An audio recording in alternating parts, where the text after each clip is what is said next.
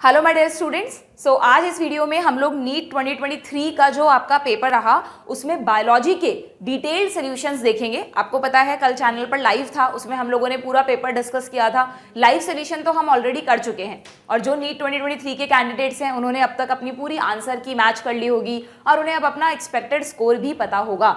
तो ये जो वीडियो है ये मेनली उन स्टूडेंट्स के लिए है जो या तो दोबारा ड्रॉप ले रहे हैं, नीट 2024 की तैयारी कर रहे हैं, जो भी है फ्रेशर हैं, ड्रॉपर हैं, या इवन नीट 2025 की भी जो तैयारी कर रहे हैं, उन सभी एस्पिरेंट्स को एक बार ज़रूर से इस वीडियो को डिटेल में देखना है, क्योंकि इसमें हर एक क्वेश्चन जो नीट के एग्जाम में पूछा गया वो हम डिटेल में देखेंगे कि वो एनसीईआरटी से ही उठकर आया है क्या और उसके पीछे क्या लॉजिक लगाया जाए जिससे वो सॉल्व हो। फिजिक्स केमिस्ट्री के वीडियोस भी आपको चैनल पर मिल जाएंगे। तो सबसे पहले मैं स्टार्ट करती हूँ बॉटनी सेक्शन से।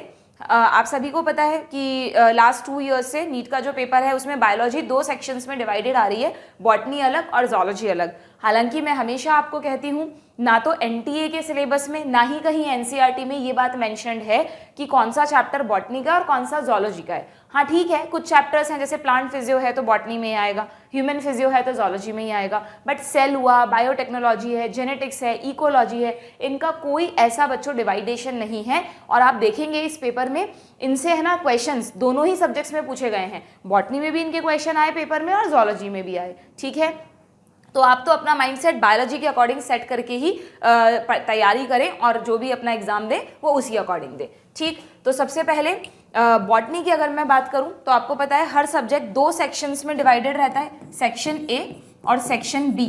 ठीक है, सेक्शन ए में होते हैं आपके टोटल 35 क्वेश्चंस और सेक्शन बी में होते हैं टोटल 15 क्वेश्चंस। यहाँ आपको सारे करने होते हैं, you have to attempt all questions, but यहाँ आपको एनी 10 करने होते हैं। ठीक है, तो 5 क्वेश्चंस आपके पास ऑप्शन में होते हैं, यहाँ पे आपको उनको स्किप करना होता है, अननेसेसरी उनमें टाइम वेस्ट नहीं करना होता है कि यार वो 5 भी कर ले, मार्क्स तो 10 में ही मिलने वाले हैं। इसलिए ये बात ध्यान में रखते हुए आप जो भी मॉक टेस्ट वगैरह देते हैं उनमें इन सब बातों का ध्यान रखें। ठीक, तो अब यहाँ पर हम सेक्शन वाइज देखते हैं कि इस बार नीट 2023 में क्या पूछा गया। सबको पता है कि +4 सही करने पर मिलते हैं, -1 नेगेटिव पे मिलते हैं, और अगर हम क्वेश्चन अटेम्प्ट नहीं कर रहे हैं तो सिंपली 0 मार्क्स। ठीक है, चलो भाई देखें, सबसे पहला क्वेश्चन देखें क्या पूछा था नीट के एग्जाम में। Movement and accumulation of ions across a membrane against their concentration gradient can be explain by. मैं यहाँ पर साथ साथ में चैप्टर का नाम भी लिखती जाऊंगी, कौन से चैप्टर से ये क्वेश्चन पूछा गया है। तो you know this is from transport in plants. उसमें आप लोग पढ़ते हैं कि कोई भी मेम्ब्रेन, चाहे वो सेल मेम्ब्रेन हो या माइटोकॉन्ड्रियल मेम्ब्रेन हो, कोई भी, तो उस मेम्ब्रेन के अलोंग अगर कोई चीज़ अपनी हाई कॉन्सेंट्रेशन से लो की तरफ जा रही है तब तो it is a passive transport, but अगर कोई मॉलिक्यूल अपनी लो कॉन्सेंट्रेशन से हाई की तरफ जा रहा है, अगेंस्ट द नेचर हो गया ना। जैसे सीधी सी बात है, जब हम सीढ़ियाँ उतरते हैं या पहाड़ से फॉल करते हुए नीचे गिर रहे हैं तो वो तो ग्रेविटी की डायरेक्शन में, उसमें कोई एनर्जी नहीं लगानी पड़ती, बट जब हम चढ़ाई करते हैं तो हमें ज़्यादा एनर्जी खर्च करनी पड़ती है क्योंकि हम अगेंस्ट द ग्रेविटी जा रहे हैं, नीचे से ऊपर जा रहे हैं। तो बिल्कुल वैसे ही यहाँ पर जब हाई से लो की तरफ मॉलिक्यूल जा रहे हैं, ज़्यादा से कम की तरफ, तो कोई दिक्कत नहीं है, बट अगर कम से ज़्यादा की तरफ जा रहे हैं, मतलब ऑलरेडी मॉलिक्यूल्स की कॉन्सेंट्रेशन यहाँ हाई है और बाहर कम है, अब इस मेम्ब्रेन चाहती है कि मैं इन कम मॉलिक्यूल्स को भी अंदर ले लूँ, तो बट ऑब्वियस इसको क्या करनी पड़ेगी, अपनी एनर्जी खर्च करनी पड़ेगी। तो इसको कहा जाता है एक्टिव ट्रांसपोर्ट। ठीक है, और यही सिंपली क्वेश्चन में पूछा गया कि अगेंस्ट देयर कॉन्सेंट्रेशन ग्रेडियंट अगर मूवमेंट हो रहा है, किसी का भी हो, वो आयंस का किसी का भी, तो आप उसे क्या कहेंगे, दिस इज एक्टिव ट्रांसपोर्ट। ठीक है, सिंपल। इसमें भी फिर आप लोग पढ़ते हैं पैसिव ट्रांसपोर्ट में 2 तरीके का होता है, या तो सिंपल डिफ्यूजन या फिर फैसिलिटेटेड डिफ्यूजन। अगर पैसिव में कैरियर गेट्स की मतलब चैनल प्रोटीन्स की मदद लेनी पड़े तब तो वो फैसिलिटेटेड हो जाता है, डायरेक्टली लिपिड मेम्ब्रेन के थ्रू जा रहा है तो सिंपल डिफ्यूजन, और यहाँ पर हमेशा चैनल गेट्स की हेल्प लेनी ही पड़ती है। ओके, नेक्स्ट क्वेश्चन पर आए। लो भाई, इकोलॉजी का क्वेश्चन है बच्चों। क्या क्वेश्चन पूछा गया देखें, among the evil quartet which one is considered the most important cause driving extinction of species।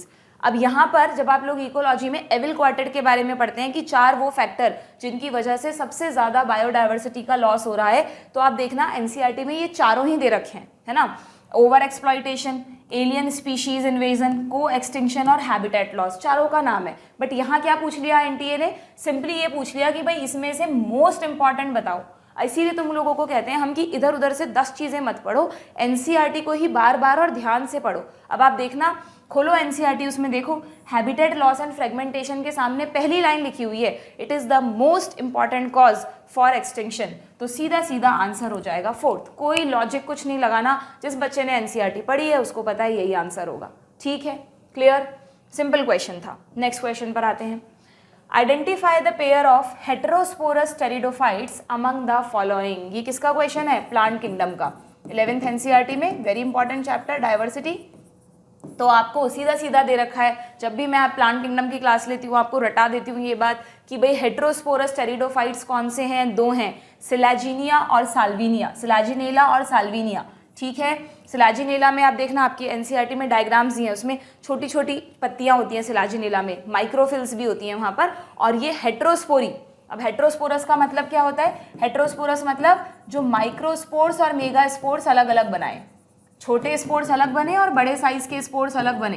भाई एक्चुअली में आपको पता है बच्चों, प्लांट किंगडम जिसने पढ़ लिया उसको पता होगा कि जो हेटेरोस्पोरी का फीचर है ना वो मेनली जिम्नोस्पर्म से शुरू हुआ है। Heterospory all gymnosperms and all angiosperms में होती है, और इनसे पहले के जो 3 प्लांट डिवीजन है उनमें जनरली स्पोर्स बनते हैं, एल्गी में, ब्रायोफाइट में, टेरिडोफाइट में। बट टेरिडोफाइट्स में 2 केसेस ऐसे हैं जहां पर ये वाला फीचर इवॉल्व हो चुका था, माइक्रोस्पोर और मेगास्पोर अलग अलग बनते थे। बट ऑब्वियस माइक्रो से मेल स्ट्रक्चर्स बनेंगे और मेगा से फीमेल गैमेटोफाइट बनेगा। ठीक, तो आपको सिंपली एग्जांपल्स पता होने चाहिए। ये बिल्कुल मेमोरी बेस्ड क्वेश्चन था, सिलाजिनेला एंड साल्विनिया, ये भी जो हमने किया ये भी मेमोरी बेस्ड था, ये जरूर कॉन्सेप्चुअल क्वेश्चन था। ठीक है, हम ये भी देखेंगे कि ज़्यादा क्वेश्चंस मेमोरी बेस्ड आए हैं या कॉन्सेप्चुअल आए हैं। आप चाहें तो मैं साथ साथ में लिख भी सकती हूँ, यहाँ पर कोई भी एक कलर हम चूज कर लेते हैं। तो ये कॉन्सेप्चुअल क्वेश्चन था, ठीक है, जबकि ये वाले क्वेश्चंस मेमोरी बेस्ड हैं, मेमोरी बेस्ड। ठीक, तो आपको थोड़ा ये भी आइडिया लगेगा यार इसके लिए मैं शॉर्ट में एम भी लिखूंगी अब, ओके, कि भाई किस तरह के क्वेश्चंस एनटीए ज़्यादा पूछ रहा है। ओके, आगे बढ़े। लो भाई, next question, frequency of recombinations between gene pairs on same chromosome as a measure of the distance between genes। ऊपर हो सकता है कुछ बच्चों के ऊपर से गया हो कि यार ये क्या कह रहा है, बट एक्चुअली ना आपको इसमें दिमाग लगाना ही नहीं है। क्यों? क्योंकि आगे देखो क्या पूछा है, टू मैप देयर पोजीशन। मैं आपको मीनिंग समझा देती हूँ कि ये बात क्या लिखी है यहाँ पर। एक्चुअली ये कह रहा है कि एक ऐसा जीन पेयर जो सेम क्रोमोसोम पर हो, सेम क्रोमोसोम पर ये रहा कोई एक जीन पेयर और ये रहा कोई दूसरा जीन पेयर, ठीक है। तो इनकी जो फ्रीक्वेंसी ऑफ रिकॉम्बिनेशन है ना, कि ये कितने रिकॉम्बिनेशंस प्रोड्यूस करेंगे, वो क्या है, it is a measure of the distance between gene. अब समझ में आया? जब आप लिंकेज का कॉन्सेप्ट पढ़ते हैं जेनेटिक्स में, this question is from genetics, तो वहां पर आप कहते हैं कि भाई दो जीन्स के बीच में जितनी कम दूरी है उतना ज्यादा लिंक्ड है वो, और जितने ज्यादा दूर हैं उतने कम लिंक्ड हैं, ठीक है ना। तो ये जो डिस्टेंस और क्रॉसिंग ओवर का रिलेशन है, इसकी हेल्प लेकर क्वेश्चन क्या पूछ रहा है, ये नहीं पूछ रहा कि कॉन्सेप्ट किसने दिया। अगर ये पूछता तो आंसर होता मॉर्गन, बट ये पूछ रहा है कि इस कॉन्सेप्ट की हेल्प से जीन मैपिंग किसने की। ये हमने बहुत अच्छे से इसके क्वेश्चंस भी किए थे ना क्लास में, जेनेटिक मैपिंग। उसमें मैंने आपको कुछ एग्जाम्पल्स भी बताए थे कि अगर आपको परसेंटेज दे रखा है तो आप उसकी हेल्प से पता लगा सकते हैं कि एक क्रोमोसोम पर ए, बी और सी की क्या पोजीशन होगी। अभ्यास बैच में भी किए थे हमने ये क्वेश्चन, ठीक है। एक बार आया हुआ है PYQ, न्यूमेरिकल बेस्ड क्वेश्चन आया था नीट में, तो इस बार इन्होंने सिंपली थ्योरेटिकल क्वेश्चन पूछ लिया कि मैप करना है आपको उसकी पोजीशन को, तो इस मैपिंग को सबसे पहले किसने किया था। उठाओ NCERT, सीधा सीधा लिखा हुआ है। एक छोटी सी लाइन है बस, ज़्यादा कुछ नहीं है इसके बारे में, कि भाई मॉर्गन के स्टूडेंट थे एल्फ्रेड स्टर्टिवेंट, उन्होंने जीन मैपिंग का कॉन्सेप्ट दिया था। तो ऑप्शन 2 हो जाएगा, ठीक है। अगेन ये भी देखा जाए तो, क्योंकि साइंटिस्ट का नाम पूछ लिया यहाँ पर, अगर डिस्टेंस पूछते तो मैं कहती कि कॉन्सेप्चुअल क्वेश्चन है, बट साइंटिस्ट का नाम पूछा है तो आपको पता होना चाहिए एल्फ्रेड स्टर्टिवेंट, बस थोड़ा सा घुमा के पूछा है, ठीक है। लो भाई, अगला question, what is the function of tassels in the corncob? ये क्वेश्चन कहाँ से है? रिप्रोडक्शन इन प्लांट्स से, है ना, sexual reproduction in flowering plants, chapter 2, 12th NCERT। तो यहाँ पर आपको कॉर्नकॉब में एक लाइन है बहुत इंपॉर्टेंट, हम पढ़ते हैं CBSE ने भी बोर्ड एग्जाम्स में कई बार इस लाइन पे क्वेश्चन पूछा है बच्चों। मक्का भुट्टा सबने खाया है, उसमें आपको देखते हैं कुछ ब्राउनिश कलर के फाइबर से निकले दिखते हैं हमको, टेसल्स लंबे लंबे से। तो वो एक्चुअली क्या है, टेसल्स जो होते हैं ना कॉर्नकॉब के, वो NCERT में ऐसा लिखा है, they represent stigma and style. तो अब जिस बच्चे ने ध्यान दिया है उस लाइन पे कि भाई टेसल्स जो हैं वो स्टिग्मा एंड स्टाइल को रिप्रेजेंट करते हैं, उसको पता होगा कि इन टेसल्स का क्या फंक्शन है। स्टिग्मा एंड स्टाइल क्यों होता है? देखो जरा, हम ओवरी का स्ट्रक्चर बनाते हैं तो उसमें स्टिग्मा क्या करती है, जो उड़ते हुए पॉलन ग्रेन्स आ रहे हैं उनको पकड़ती है, फिर स्टाइल से पॉलन ट्यूब जाती है और अंदर ओवरी तक पहुंचती है, ठीक है, ओव्यूल तक पहुंचती है। तो तुम्हें टेसल्स का फंक्शन बताना था। तो जिस बच्चे को पता है कि tassels he stigma and style हैं, वही इस क्वेश्चन को सही कर आया होगा। तो ये कॉन्सेप्चुअल क्वेश्चन है, ठीक है। अब मुझे फटाफट बता दो आंसर क्या होगा। क्या क्या ऑप्शन थे? देखो भाई, to trap the pollen grain, लो फर्स्ट ऑप्शन में मिल गया हमें आंसर। अलग अलग कोड में अलग अलग ऑप्शन थे, किसी में ये डी पर होगा, किसी में सी पर होगा। तो to trap the pollen grain, yes. To disperse the pollen grain, ये मत कर देना भाई, आपको पता होना चाहिए कि पॉलन ग्रेन्स को डिस्पर्स करना किसका काम है। जब हम फिलामेंट एंथर बनाते हैं, एंथर में पॉलन सेक बनाते हैं, तो पॉलन ग्रेन्स तो इस पॉलन सेक के अंदर बनते हैं ना बच्चों। तो पॉलन ग्रेन्स को डिस्पर्स करना तो एंथर का काम है, इस पॉलन सेक का काम है, ना कि स्टिग्मा एंड स्टाइल का। तो ये गलत हो गया। सीड प्रोटेक्शन का टेसल से कोई रिलेशन नहीं है। इंसेक्ट अट्रैक्शन फ्लावर्स का काम होता है, कोरोला पेटल्स का काम होता है, ना कि स्टिग्मा और स्टाइल का। तो सीधा सीधा आंसर हो जाएगा ऑप्शन 1, ठीक है, कोई कंफ्यूजन नहीं है। आगे बढ़े, लो भाई नेक्स्ट क्वेश्चन पर आते हैं। ये हाँ, इस तरह के क्वेश्चंस नीट 2022 में सबसे पहले पूछे गए, मतलब उससे पहले भी पूछते थे बट इक्के दुक्के क्वेश्चन होते थे। 2022 में ऐसे क्वेश्चंस की भरमार थी जिसने पेपर को बहुत लेंदी बना दिया था। इस बार थे बट बहुत ज़्यादा नहीं थे, और जो स्टेटमेंट थे वो भी ईजी थे, देखकर ईजीली पता लग सकता है कि भाई सही है या गलत। देखें क्या क्वेश्चन है। फ्रेगमेंटेशन आ रहा है, ये क्वेश्चन है बच्चों अगेन आपके इकोलॉजी से, ठीक। इकोलॉजी में एक बहुत इंपॉर्टेंट टॉपिक है जो हम हाईली इंपॉर्टेंट टॉपिक्स में पढ़ते हैं, that is decomposition. Very very important, हर साल इस टॉपिक से एक क्वेश्चन तो बनता ही बनता है। तो जो भी नीट 2024 के एस्पिरेंट्स हैं, इस टॉपिक को अच्छे से पढ़ के जाना। इसकी हर एक लाइन पे क्वेश्चन आया है, देखो क्या क्या स्टेटमेंट दिए। डेट्राइटिवोर्स परफॉर्म फ्रेगमेंटेशन। डिकम्पोजिशन में आप पढ़ते हैं कि कहीं भी अगर किसी गार्डन में टूटी हुई पत्तियां, ट्विग्स वगैरह पड़ी हैं तो उन पर, उनको क्या कहते हैं हम, उनको डेट्राइटस कहते हैं। और सबसे पहले ऐसा नहीं है सीधा फंजाई और बैक्टीरिया उन पर अटैक कर देते हैं या उनको खाना शुरू कर देते हैं, सबसे पहले उन पर अर्थवॉर्म वगैरह उन पर फीड करते हैं। तो अर्थवॉर्म क्या है यहाँ पर, डेट्राइटस को खाने वाला डेट्राइटिवोर, जैसे हर्ब्स को खाने वाला हर्बीवोर, फ्लैश खाने वाला कार्निवोर। वैसे डेट्राइटस को खाने वाले कौन होते हैं, डेट्राइटिवोर। तो डेट्राइटिवोर में मोस्ट कॉमन आता है कौन, अर्थवॉर्म। और जब वो उस फूड को खाता है तो उस दौरान उस फूड का क्या हो जाता है, छोटे छोटे टुकड़े हो जाते हैं। उसी को आप सिंपली क्या कहते हो, फ्रेगमेंटेशन। तो पहला स्टेटमेंट बिल्कुल ठीक है। Second, the humus is further degraded by some microbes during mineralisation.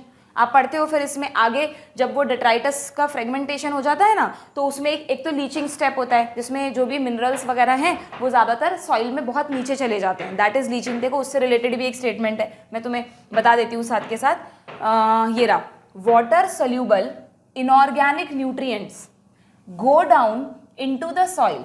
जो वाटर सोल्यूबल हैं और इनऑर्गेनिक न्यूट्रिएंट्स हैं, ऑर्गेनिक वाले नहीं, वो तो अभी डिकम्पोज ही नहीं हुए, वो सॉइल में बहुत नीचे चले जाते हैं और प्रेसिपिटेट कर जाते हैं। इतना प्रेसिपिटेट कर जाते हैं कि वो प्लांट्स के रीच में ही नहीं रहते, एंड इस स्टेप को कहते हैं लीचिंग। ये भी बिल्कुल ठीक बात है, ठीक है।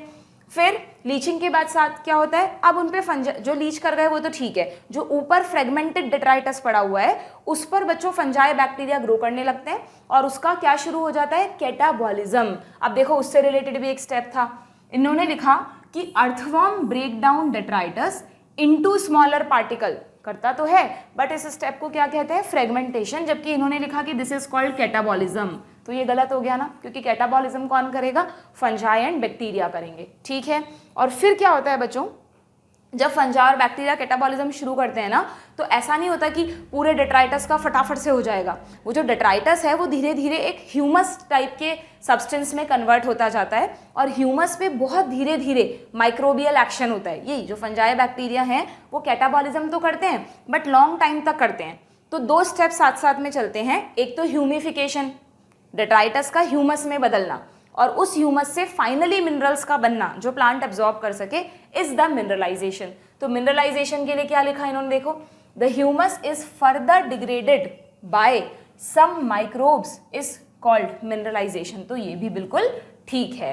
क्लियर। तो यहाँ पर अच्छा एक स्टेटमेंट और है गया। अब यहाँ पर एक स्टेटमेंट और था कि जो डेट्राइटस फूड चेन होती है, ये जो मैंने तुमको पूरा प्रोसेस समझाया ना डिकम्पोजिशन का, तो इसमें यूँ समझ लो, जो डेट्राइटस पड़ा था और उसको जब डेट्राइटिवोर्स ने फीड किया तो वो डेट्राइटस फूड चेन है, और उस पर जब फंजाई बैक्टीरिया ने कैटाबॉलिज्म किया, तो बस ये जो 2-3 स्टेप्स हैं इसको कहते हैं हम डेट्राइटस फूड चेन। आप इकोलॉजी में जितनी भी फूड चेन्स पढ़ते हो, जो हम सब करते हैं कि जैसे प्लांट को हर्बीवोर ने खाया, हर्बीवोर को कार्निवोर ने खाया, वो होती है ग्रेजिंग फूड चेन, GFC। और डीकम्पोजिशन वाली जो आप पढ़ रहे हो, दैट इज एक्चुअली DFC। तो ये कह रहा है कि DFC begins with living organism. सही है क्या ये बात? बिल्कुल गलत। लिविंग ऑर्गेनिज्म से कहाँ शुरू हुई? ये तो किससे शुरू हो रही है? डेट्राइटस से शुरू हो रही है। डेट्राइटस क्या है? डेड मैटर है। लिविंग मैटर थोड़ी ना है डेट्राइटस, ठीक है। तो ये हो गया गलत स्टेटमेंट। तो यहाँ पर सही स्टेटमेंट कौन कौन से हैं? देखो, B, A, C है ना, बाकी ये दोनों गलत हैं। तो A, B and C are the correct one. तो ऑप्शन 4 हो जाएगा, ठीक है। देखो, जल्दी जल्दी जो सोल्यूशन करते हैं वो तो कल के लाइव में मैं तुम्हें बता चुकी हूँ। जिसको ये देखना है कि जल्दी जल्दी कैसे क्वेश्चन सॉल्व करते हैं, वो उस लाइव को अगर मिस हो गया तो दोबारा देख लेना। लेकिन अगर सीखना है कि क्वेश्चन में क्या कॉन्सेप्ट छुपा है, क्या कह रहा है वो फिर आज का सोल्यूशन जरूर से देखें, ठीक है। आगे बढ़े। ये पूरा का पूरा कॉन्सेप्चुअल क्वेश्चन है। जिसने डिकम्पोजिशन को कॉन्सेप्चुअली समझ रखा है उससे ये क्वेश्चन गलत नहीं होगा, ठीक है। लो भाई, नेक्स्ट क्वेश्चन।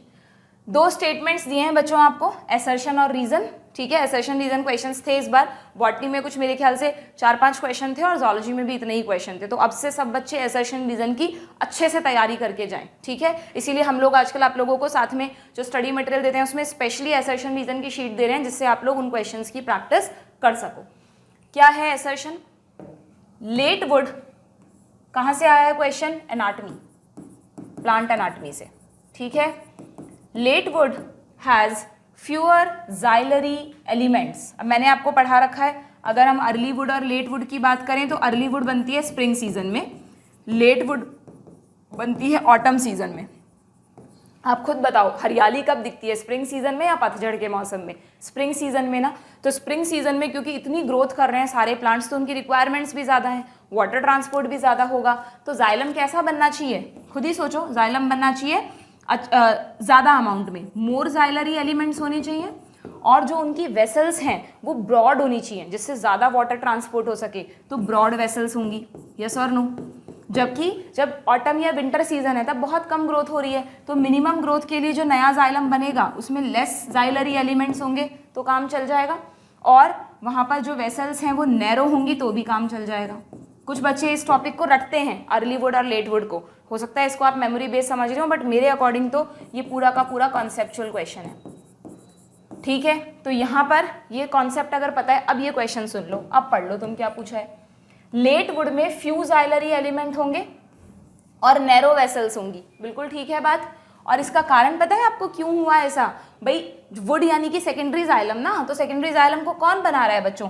कैम्बियम बना रहा है। तो ज़्यादा जाइलम बन रहे हैं, क्यों बन रहे हैं? क्योंकि मोर एक्टिव कैम्बियम है। यहाँ पर कम जाइलम बना, क्यों? क्योंकि लेस एक्टिव कैम्बियम है। ये भी पूरा लॉजिकल है, इसमें कुछ रटने जैसा नहीं है, ठीक है। लेस एक्टिव कैम्बियम है यहाँ पर। तो अब देख लो तुम क्या है यहाँ पर, असर्शन तो सही है। रीजन क्या लिखा है इन्होंने? Cambium is less active in winters. Yes, winters में ही बनती है लेट वुड, ऑटम में और विंटर में, ठीक है। तो दोनों सही हैं और ये इसका करेक्ट एक्सप्लेनेशन भी है, तो ऑप्शन 4 हो जाएगा, ठीक है। आगे बढ़ें। लो भाई, अगला क्वेश्चन, द प्रोसेस ऑफ, ये कहाँ से आया है क्वेश्चन? रिकॉम्बिनेशन नॉड्यूल यानी सेल बायोलॉजी से, सेल डिवीजन से बहुत क्वेश्चंस थे इस बार। आप देखना, अभी मैंने देखा था पेपर, सेल बायोलॉजी में स्ट्रक्चर ऑफ सेल से कंपैरेटिवली कम आए हैं, सेल डिवीजन से ज़्यादा आए हैं क्वेश्चन। छोटा सा चैप्टर है, बहुत कॉन्सेप्चुअल है, बहुत अच्छे से हम स्टोरीज के साथ बढ़िया बढ़िया वीडियोज़ के साथ पढ़ते हैं, तो अगर आपको अच्छे से आता है तो ये क्वेश्चन गलत नहीं होगा।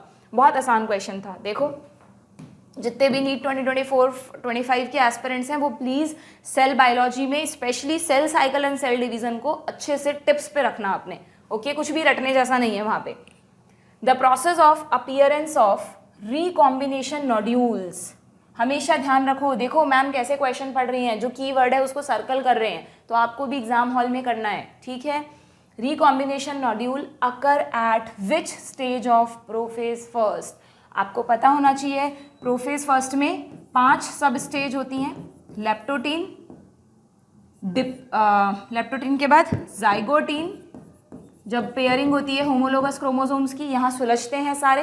देन उसके बाद pachytene, that is the stage of crossing over, और क्रॉसिंग ओवर की वजह से ही तो रिकॉम्बिनेशंस आते हैं। फिर आती है डिप्लोटीन, जिसमें डिसोल्यूशन होता है, जहाँ जहाँ पर पास पास थे ना, जहाँ जहाँ क्रॉसिंग ओवर हुई थी वहाँ से चिपके रहते हैं, बाकी होमोलोगस क्रोमोसोम दूर दूर होने लग जाते हैं, तो दैट इज डिप्लोटीन। और फाइनली, और ये भी ध्यान होगा, डिप्लोटीन में कियाजमेटा स्ट्रक्चर्स बनते हैं, एग शेप स्ट्रक्चर्स नजर आते हैं, और वो जो कियाजमेटा हैं उनका भी टर्मिनलाइजेशन हो जाता है लास्ट स्टेज यानी कि डायाकाइनेसिस में। अभी देखना तुम, शायद जोलॉजी सेगमेंट में क्वेश्चन आया इसी सेल बायोलॉजी से, वहाँ पे स्टेटमेंट में दिया है कि टर्मिनलाइजेशन इस स्टेज में होता है, बताओ सही है या गलत, ठीक है? एक और क्वेश्चन देखेंगे हम ऐसा, ओके? तो ये आपसे पूछ रहा है कि भाई रिकॉम्बिनेशन नोड्यूल आपको कब दिखेंगी, जब क्रॉसिंग ओवर हो रही है, and you know crossing over यहाँ पर होती है, तो आंसर क्या हो जाएगा? आंसर हो जाएगा पैकाइटीन, ठीक है? क्लियर? कॉन्सेप्चुअल क्वेश्चन, कॉन्सेप्चुअल के साथ थोड़ा सा बस बाद में याद रखना पड़ता है कि भाई किस स्टेज में एग्जैक्टली क्या हुआ था, बट फिर भी मेनली देखा जाए तो ब्रॉडली कॉन्सेप्चुअली पढ़ोगे तो रटना नहीं पड़ेगा, ठीक है? आगे बढ़ें।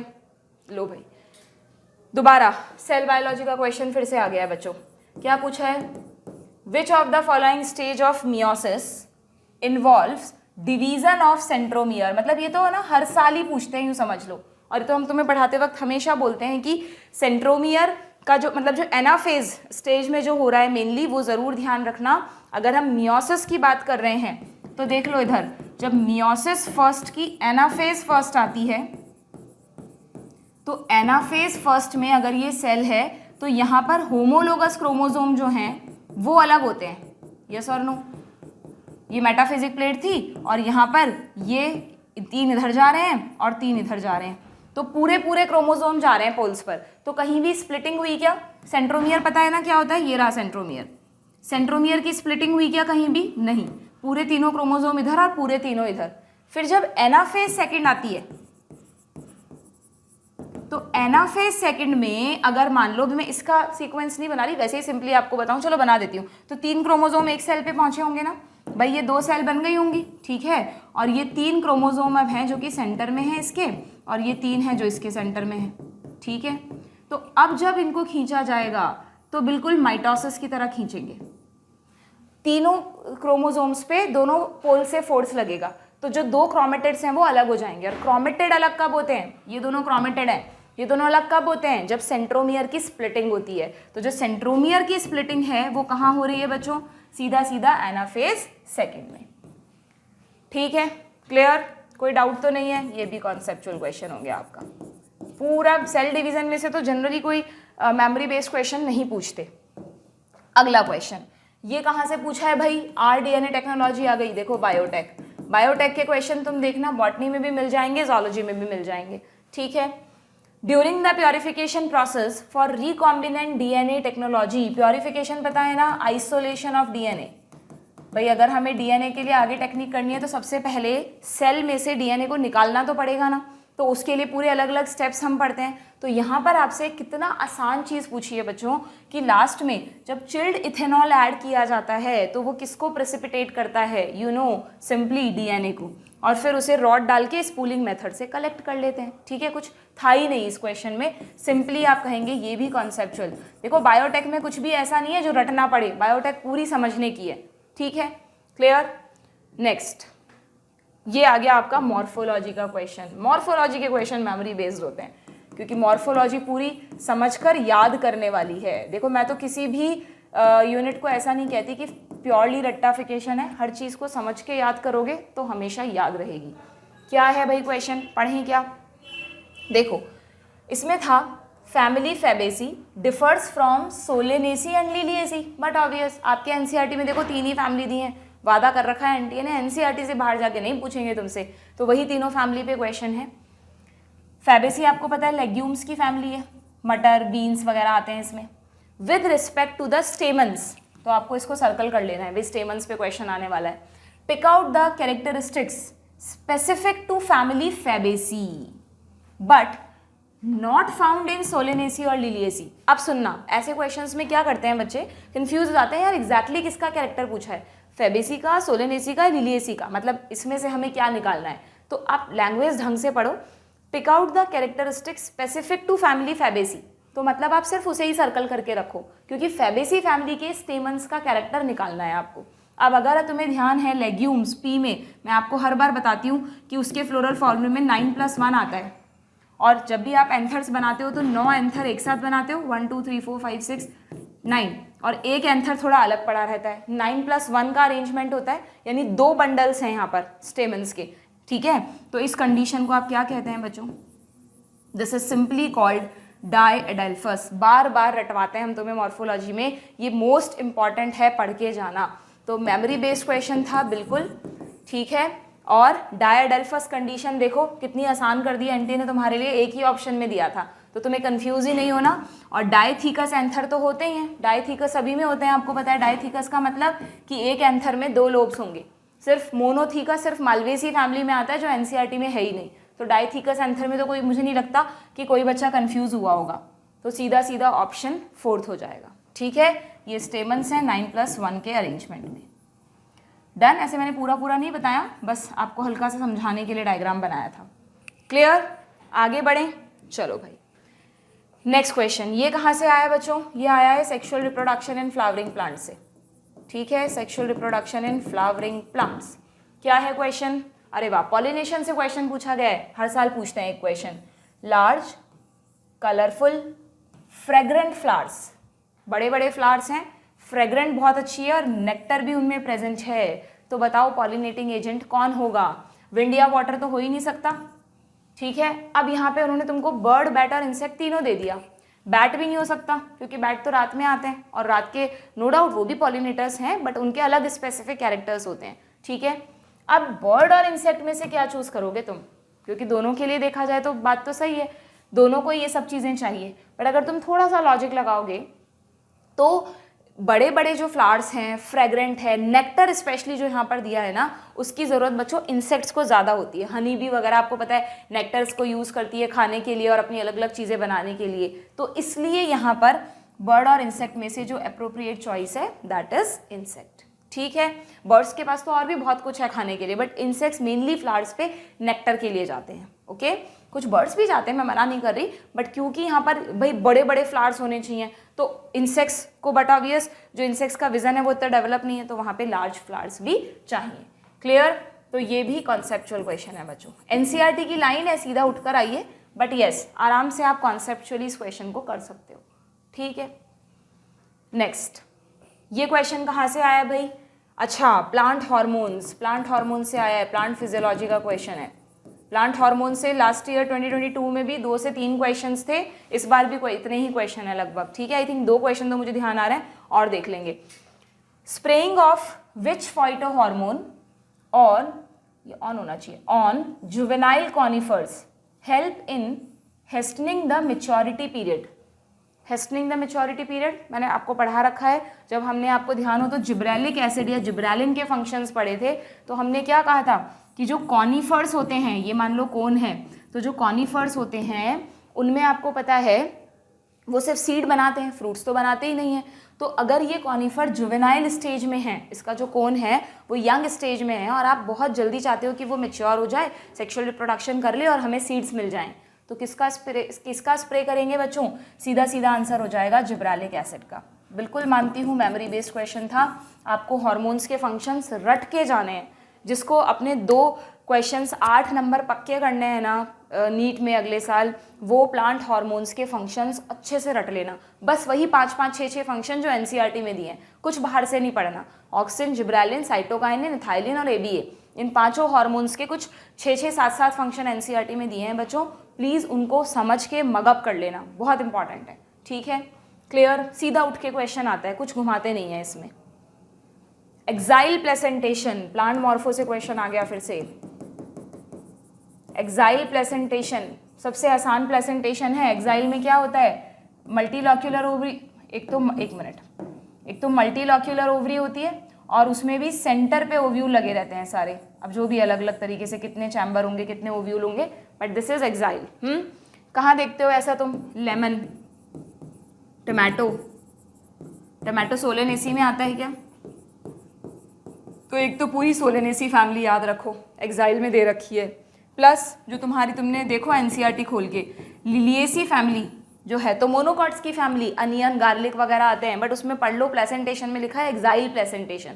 वहाँ भी आप देखना उसके फ्लोरल फॉर्मूले में, यहाँ सेंटर पे सारे ओव्यूल लगे हुए हैं और चैम्बर्स हैं ओवरी में, तो लिलिएसी फैमिली भी इसका एग्जाम्पल याद रखना।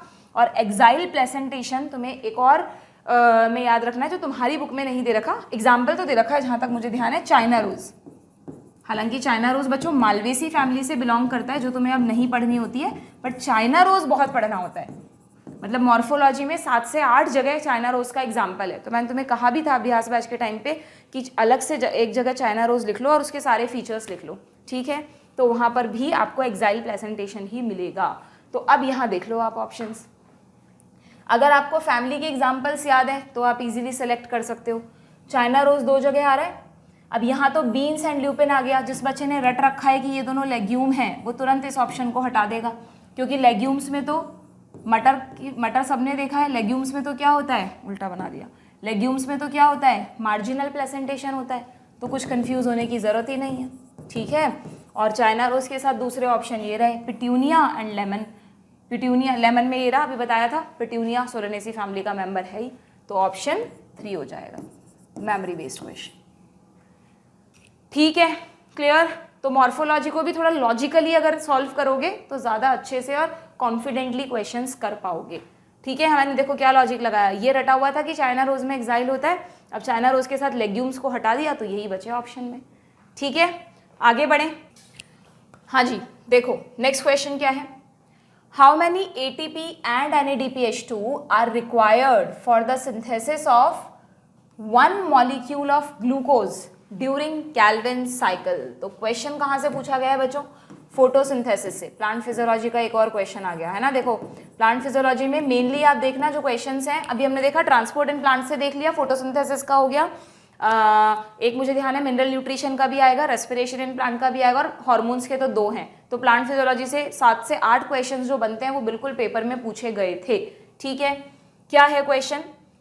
How many ATP and NADPH2 are required for 1 molecule of glucose? ज़्यादा नहीं उलझाया है आपको, सीधा सीधा आपसे पूछा है कि अगर हमें एक ग्लूकोज बनाना है कैल्विन साइकिल के थ्रू तो कितने ATP NADPH2 खर्च होंगे? तो आपको पता है एक ग्लूकोज मतलब 6 टर्न्स ऑफ कैल्विन साइकिल, और हम जो पूरा कैलकुलेशन पढ़ते हैं वो 6 टर्न्स की ही पढ़ते हैं। तो 6 टर्न्स ऑफ कैल्विन साइकिल में कितने ATP और NADPH2 खर्च हुए थे? ध्यान है ना आपको भाई? जो 3 स्टेप्स थे, फर्स्ट स्टेप तो कौन सा होता है? फर्स्ट स्टेप होता है कार्बोक्सिलेशन, ठीक है, जब CO2 आके जुड़ता है। सेकेंड स्टेप हम पढ़ते हैं रिडक्शन, और थर्ड स्टेप हम पढ़ते हैं यहाँ पर रीजनरेशन। 3 स्टेप का होता है कैल्विन साइकिल। उसमें आप पढ़ते हैं कि यहाँ रिडक्शन में कितने, यहाँ रिडक्शन में 12 तो NADPH2 खर्च होते हैं और 12 ATP खर्च होते हैं, बिल्कुल बराबर रेशो है। रीजनरेशन में 6 ATP एडिशनल खर्च होते हैं। ये मैं 6 कैल्विन साइकिल की कैलकुलेशन बता रही हूँ तुमको, ठीक है? तो यहाँ पे सिंगल में 2-2 होते थे, फिर एक एडिशनली, तो 12 NADPH2 और 12 + 6 18 ATP, ठीक है? तो टोटल कितना खर्चा होगा? 18 ATP and 12 NADPH2, first option, ठीक है? यहाँ पर दोनों चीज़ें आपको हेल्प करेंगी, कॉन्सेप्चुअल एंड मेमोरी। समझकर याद रखना भी जरूरी है, वरना नहीं याद आने वाला एग्जाम में, ठीक? बट यस कॉन्सेप्ट्स तो हैं यहाँ पर भी। आगे बढ़ें। लो भाई अगला क्वेश्चन है ना, मुझे तो बहुत आसान लगे बच्चों। देखो नीट 2023 में तो बहुत ही ज़्यादा आसान, 2022 में एटलीस्ट जो स्टेटमेंट टाइप क्वेश्चन थे ना उसमें बहुत उलझाया था बच्चों को, बहुत टाइम लग गया था। बट इस पेपर में तो कहीं भी कुछ भी उलझने जैसा नहीं है, सीधा आप आंसर कर सकते हो अगर तरीके से पढ़ाई की है तो, और वो भी सिर्फ एनसीईआरटी से, कहीं बाहर से पढ़ने की जरूरत नहीं है। इन जीन गन मेथड, लो फिर से आपका आ गया बायोटेक का क्वेश्चन। जीन गन मेथड पढ़ते हो ना प्लांट सेल्स के लिए, कि जब प्लांट सेल में हमको कोई जीन डालना है तो गन को रखकर उससे जो डीएनए की बुलेट्स बनाकर उनको शूट कर देते हैं, ठीक है। तो जीन गन मेथड में आपसे पूछा है which is used to introduce alien DNA into host cell, ये रही host cell. Micro particles of dash metal are used, ये जो बुलेट्स बनाई है ना मैंने, ये डीएनए की बुलेट्स, तो ये जो बुलेट्स हैं बच्चों आप पढ़ते हो बहुत बिल्कुल सीधा एनसीईआरटी में दे रखा है, they are coated with tungsten and gold. Tungsten और गोल्ड की बुलेट होती है, इसीलिए महंगी टेक्निक होती है ये बहुत, जीन गन टेक्निक, क्योंकि देखो एक एक डीएनए को कोट करने के लिए या तो टंगस्टन या गोल्ड चाहिए होता है, ठीक है। तो सीधा ऑप्शन 2 हो जाएगा, ठीक। कह सकते हैं मेमोरी बेस्ड क्वेश्चन, अगर पता है तो ही आंसर दे पाओगे, ठीक। आगे बढ़े। अच्छा उसका रीजन भी है क्योंकि टंगस्टन और गोल्ड इनर्ट हैं तो वो सेल में जाकर रिएक्शन नहीं करेंगे, इस वजह से इनको यूज किया जाता है। वरना कोई कम कॉस्टली मेटल भी यूज किया जा सकता था, कुछ और चीज भी यूज की जा सकती थी, बट इनर्ट होने की वजह से इनको, और भी कुछ कैरेक्टरिस्टिक्स हैं जिनकी डिटेल में आपको नहीं जाना है, ठीक है। अगला क्वेश्चन, लो भाई इकोलॉजी का क्वेश्चन आ गया बच्चों। इकोलॉजी में इन्वायरमेंटल इश्यूज में ओजोन से क्वेश्चन पूछा है। The thickness of ozone in a column of air in the atmosphere is measured in terms of, बता दो किससे मेजर करते हैं, डॉब्सन यूनिट। सीधा सीधा पढ़कर याद आने वाला क्वेश्चन है, सीधा एनसीईआरटी में दिया है, no point of discussion. Among eukaryotes replication of DNA takes place in, cell biology का क्वेश्चन आ गया है फिर से, देखो सेल डिवीजन का तीसरा क्वेश्चन आ रहा है मेरे ख्याल से, है ना। रेप्लिकेशन ऑफ डीएनए कौन सी फेज में होता है, ये तो मतलब जिसने शुरू ही की होगी ना अभी प्रिपरेशन उसको भी पता होगा, है ना। एस फेज में होता है डीएनए रेप्लिकेशन, क्योंकि यूकैरियोट्स की बात हो रही है। हाँ अगर प्रोकैरियोट्स के लिए कहते ये तो मैं हमेशा आपको बताती हूँ, जिन बच्चों को नहीं पता ध्यान रखना, प्रोकैरियोट्स यानी कि बैक्टीरिया में बच्चों ऐसे फेजेस नहीं आती हैं G1S G2, कहाँ से आएंगी, बैक्टीरिया में न्यूक्लियस होता है क्या, नहीं, बैक्टीरिया में तो साइटोप्लाज्म में ही पड़ा हुआ है ना डीएनए, तो बैक्टीरिया में कभी भी ये फेजेस नहीं होती हैं। बैक्टीरिया में जो डिवीजन होता है जिसको आप बाइनरी फिजन कहते हो वो एमाइटोसिस है, दैट इज डायरेक्ट डिवीजन, इसको डायरेक्ट सेल डिवीजन कहते हैं। यहाँ पे कोई प्रोफेज नहीं होती कि न्यूक्लियर मेम्ब्रेन को गायब होना है, कोई मेटाफेज नहीं होती कि क्रोमोसोम्स को सेंटर में अरेंज होना है, ऐसा कुछ नहीं होता। इवन पहले भी कोई G1S G2 जैसे नाम नहीं दे रखे, सिंपली इनमें क्या होता है, डायरेक्ट सेल डिवीजन में 2 स्टेप्स होते हैं, पहले न्यूक्लियर डिवीजन होता है, सॉरी न्यूक्लियर डिवीजन नहीं बोलेंगे, पहले डीएनए रेप्लिकेशन होता है, डीएनए अपने जैसा एक और डीएनए बना लेता है, और फिर सिंपली साइटोप्लाज्मिक डिवीजन हो जाता है, जिसको आप बाइनरी फिजन कह देते हो, साइटोप्लाज्मिक डिवीजन। सेल जो है वो सिंपली 2 पार्ट्स में टूटकर अलग हो जाती है और 2 नए बैक्टीरिया बन जाते हैं, ठीक है। कोई सेल प्लेट, सेल फरो ऐसे वर्ड्स यहाँ पर यूज नहीं होते हैं, ठीक है। ये बात ध्यान रखना, क्या पता इस बार यूकैरियोट्स के लिए पूछ लिया, अगली बार प्रोकैरियोट्स के लिए पूछ लें। मुझे ध्यान है हमने अभ्यास बैच में क्वेश्चन भी किया था, वहाँ पूछ लिया था कि भाई प्रोकैरियोट्स में डीएनए रेप्लिकेशन कब होता है, तो उसमें जस्ट ऑप्शन था prior to cell fission, cell के डिवाइड होने से जस्ट पहले, और ऑप्शन में एस फेज भी था, बट एस फेज टिक करके नहीं आना। अगर प्रोकैरियोट्स में डीएनए एप्लीकेशन पूछा है तो आप एस फेज टिक नहीं करेंगे, यूकैरियोट्स में ही ये प्रॉपर फेजेस होती हैं, ठीक है, डू रिमेंबर। नेक्स्ट, तो ये हो गया आपका, क्या कहूँ इसको मैं, सिंपल क्वेश्चन है, मतलब बहुत ही इजी, वेरी इजी क्वेश्चन, और सब कुछ है इसमें, मिक्स है, ठीक है, इसको मैं कुछ डिफरेंशिएट नहीं कर सकती। नेक्स्ट क्वेश्चन, जेनेटिक्स में अब बताओ, मतलब इतना जब हम हर्शे एंड चेस का एक्सपेरिमेंट पढ़ाते हैं तो इतना डिटेल में जाकर चीज़ें पढ़ाते हैं, और एनटीए ने क्या पूछा बच्चों, इतनी आसान चीज़ पूछी कि unequivocal proof that DNA is the genetic material was first proposed by. ये प्रूफ किसने दिया था सबसे पहले, तो क्लियरली एनसीईआरटी में लिखा है कि हर्शे एंड चेस का एक्सपेरिमेंट अनइक्विवोकल प्रूफ है, मतलब उसके खिलाफ कोई आवाज़ नहीं उठा सकता, उसको सबने माना था, यूनिवर्सल प्रूफ यूँ कह सकते हो आप, ठीक है। तो simply Hershey and Chase, memory based question. सारे एक्सपेरिमेंट्स आपको पता होने चाहिए, ग्रिफिथ एक्सपेरिमेंट अच्छे से पढ़ो, विल्किंस फ्रैंकलिन का तो नहीं है, एवरी मैकलॉड मैकार्टी ने जो फिजिकल आइडेंटिफिकेशन किया था उसका, और हर्शे एंड चेज। क्या पता अगली बार क्या पूछ ले। ठीक है, आगे बढ़ें। तो साइंटिस्ट बेस्ड क्वेश्चंस भी थे, अभी 2 देखे हमने, एक वो स्टर्टी इवेंट का क्वेश्चन हो गया, एक हर्शे एंड चेज का क्वेश्चन हो गया। ओके, साइंटिस्ट बेस्ड क्वेश्चंस ध्यान रखिएगा, पूछे जाते हैं ये भी। भाई 2 क्वेश्चन भी पूछ लिए तो 8 नंबर तो बहुत है तुम्हारे लिए। एक बच्चे के मान लो 598 आ रहे हैं और 8 नंबर और आ गए तो 606 हो गए। 598 पे नहीं मिलता, 606 पे कॉलेज मिल जाता है। ठीक है, बहुत यहाँ तो 2 से 3 क्वेश्चंस में ही पूरा इधर से उधर हो जाती है गाड़ी, जो कट ऑफ के आसपास जिनके मार्क्स आते हैं। इसलिए हर एक चीज़ जो नीट में पूछी जा रही है तुम्हारे लिए इंपॉर्टेंट है। ओके, लो भाई फिर से इकोलॉजी का क्वेश्चन आ गया। इकोलॉजी में डीकम्पोजिशन से पहले एक टॉपिक पढ़ते हैं, प्रोडक्टिविटी, इकोसिस्टम चैप्टर में। अब देखो वहां से भी क्या पूछा है, मतलब कुछ क्वेश्चंस को देखकर तो ना हंसी आ रही थी कि एनटीए क्यों पूछता है इतनी आसान चीजें, हर बच्चे को पता होगा। ये इक्वेशन पढ़ते हो आप, GPP minus R is equal to NPP. अब तुमसे पूछ लिया कि यहाँ पर आर क्या है, तो सबको पता है यहाँ पर आर रेस्पिरेटरी लॉसेज है, कुछ है ही नहीं क्वेश्चन में और। ठीक है, आगे बढ़ें। मेमोरी बेस्ड क्वेश्चन, मैम ऐसे क्वेश्चंस को तो मैं ना इजी क्वेश्चन कहूंगी, मतलब इनमें कोई बहुत ज़्यादा मेमोराइज करने की जरूरत नहीं होती, वन टाइम एक बार पढ़ा और हर बच्चे को याद होगा कि यही इसका आंसर है, इसलिए मैं इजी लिख रही हूँ उसमें तो बहुत ही। Next, what is the role of RNA polymerase third. अच्छा, ये आपका आ गया जेनेटिक्स का क्वेश्चन। ठीक है, RNA polymerase third in the transcription in eukaryote. जिन्होंने अभ्यास बैच के सेशन सारे देखे हैं उनमें मैंने एक ट्रिक बताई थी कि अगर तुम्हें ध्यान नहीं रहता कि आरएनए पॉलीमरेज 1, 2 और 3 किसके लिए ट्रांसक्रिप्शन करते हैं, तो बहुत आसान है, आप पीएमटी याद रखो। पहले नीट के एग्जाम को हमारे टाइम पर प्री मेडिकल टेस्ट पीएमटी बोलते थे, ऑल इंडिया पीएमटी, सीपीएमटी, अलग अलग जगह के जो भी थे। ठीक है, अब पीएमटी में ये तो एमआरएनए हो गया, ये टीआरएनए हो गया। अब तुम्हें पता है पीआरएनए तो कुछ होता नहीं है, तो इसको आरआरएनए कर दो। तो हमेशा याद रहेगा कि फर्स्ट, सेकंड और थर्ड किस किस के लिए कोड करते हैं। ठीक है, अब यहाँ देख लो, थर्ड के लिए पूछा है तुमसे, तो टीआरएनए, टीआरएनए किस में दिया है, सिर्फ एक ही ऑप्शन में दिया है, तो ये आंसर हो जाएगा।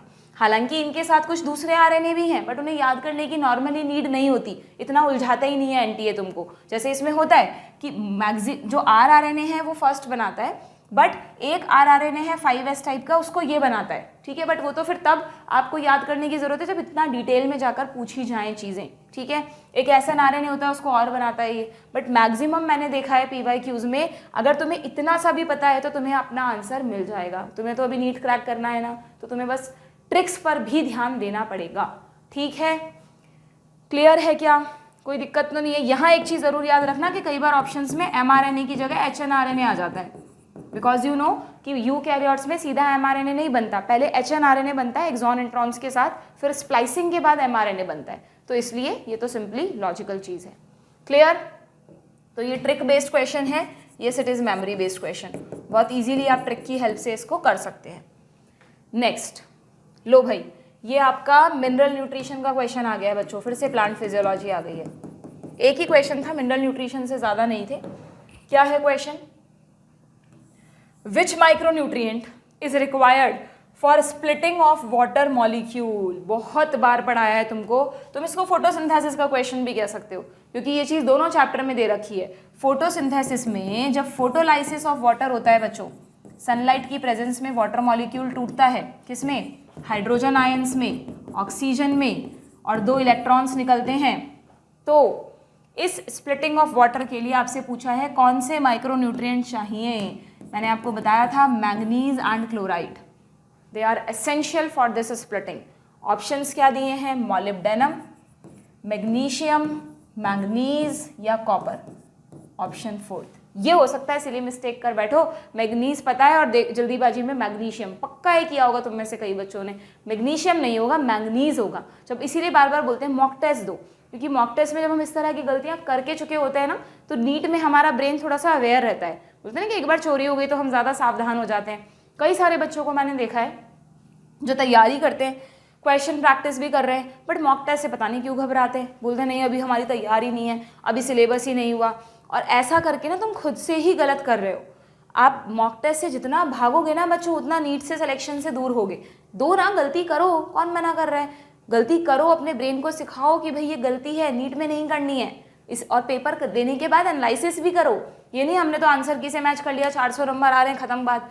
मॉक टेस्ट में क्यों आ रहे हैं, कहाँ कहाँ गलती हुई है, ये सारे फैक्टर सिलेक्शन करवाते हैं। ऐसे मत सोचना कि सिलेक्शन सिर्फ पढ़ने से हो जाता है, पढ़ना भी स्मार्टली पढ़ना, खूब सारी क्वेश्चन प्रैक्टिस करना, मॉक टेस्ट देना, गलतियाँ एनालिसिस करना, अपने टीचर्स के टच में रहना, उनसे नई नई चीज़ें सीखना, ये सब मिलाकर सिलेक्शन करवाते हैं, सिर्फ पढ़ने से नहीं होगा कुछ भी, ठीक है। Do remember this thing.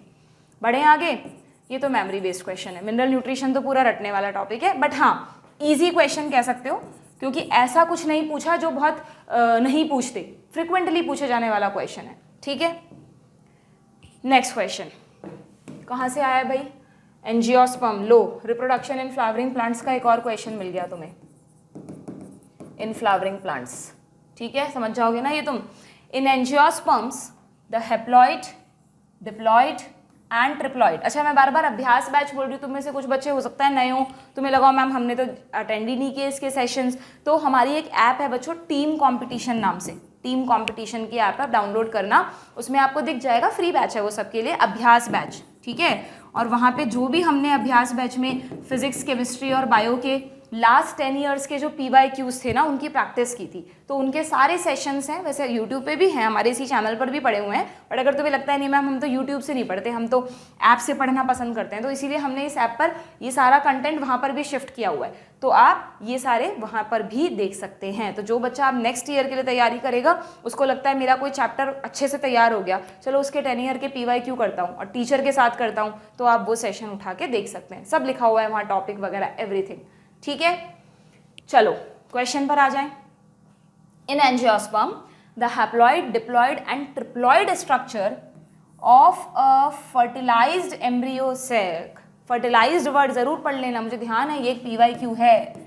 Fertilised embryo sac है, फर्टिलाइजेशन हो चुका है, लो बना लो फर्टिलाइज्ड एम्ब्रियो सैक, यानी जाइगोट होगा ये, अगर ये माइक्रोपाइलर एंड है तो ये मैं मान रही हूँ चैलेंजल एंड, ठीक है, जाइगोट 2n, सिनर्जिट्स लगभग डीजनरेटिंग स्टेज में होंगी, सामने एंटीपोडल्स भी डीजनरेटिंग स्टेज में होंगी, और जो सेंट्रल सेल है उसका जो पोलर न्यूक्लियाई है वो कन्वर्ट हो चुका होगा किसमें, एक ट्रिप्लॉइड न्यूक्लियस में, PEC में, सॉरी PEN, सेल होती है PEC और न्यूक्लियस होता है PEN, pen, primary endosperm nucleus, ठीक है।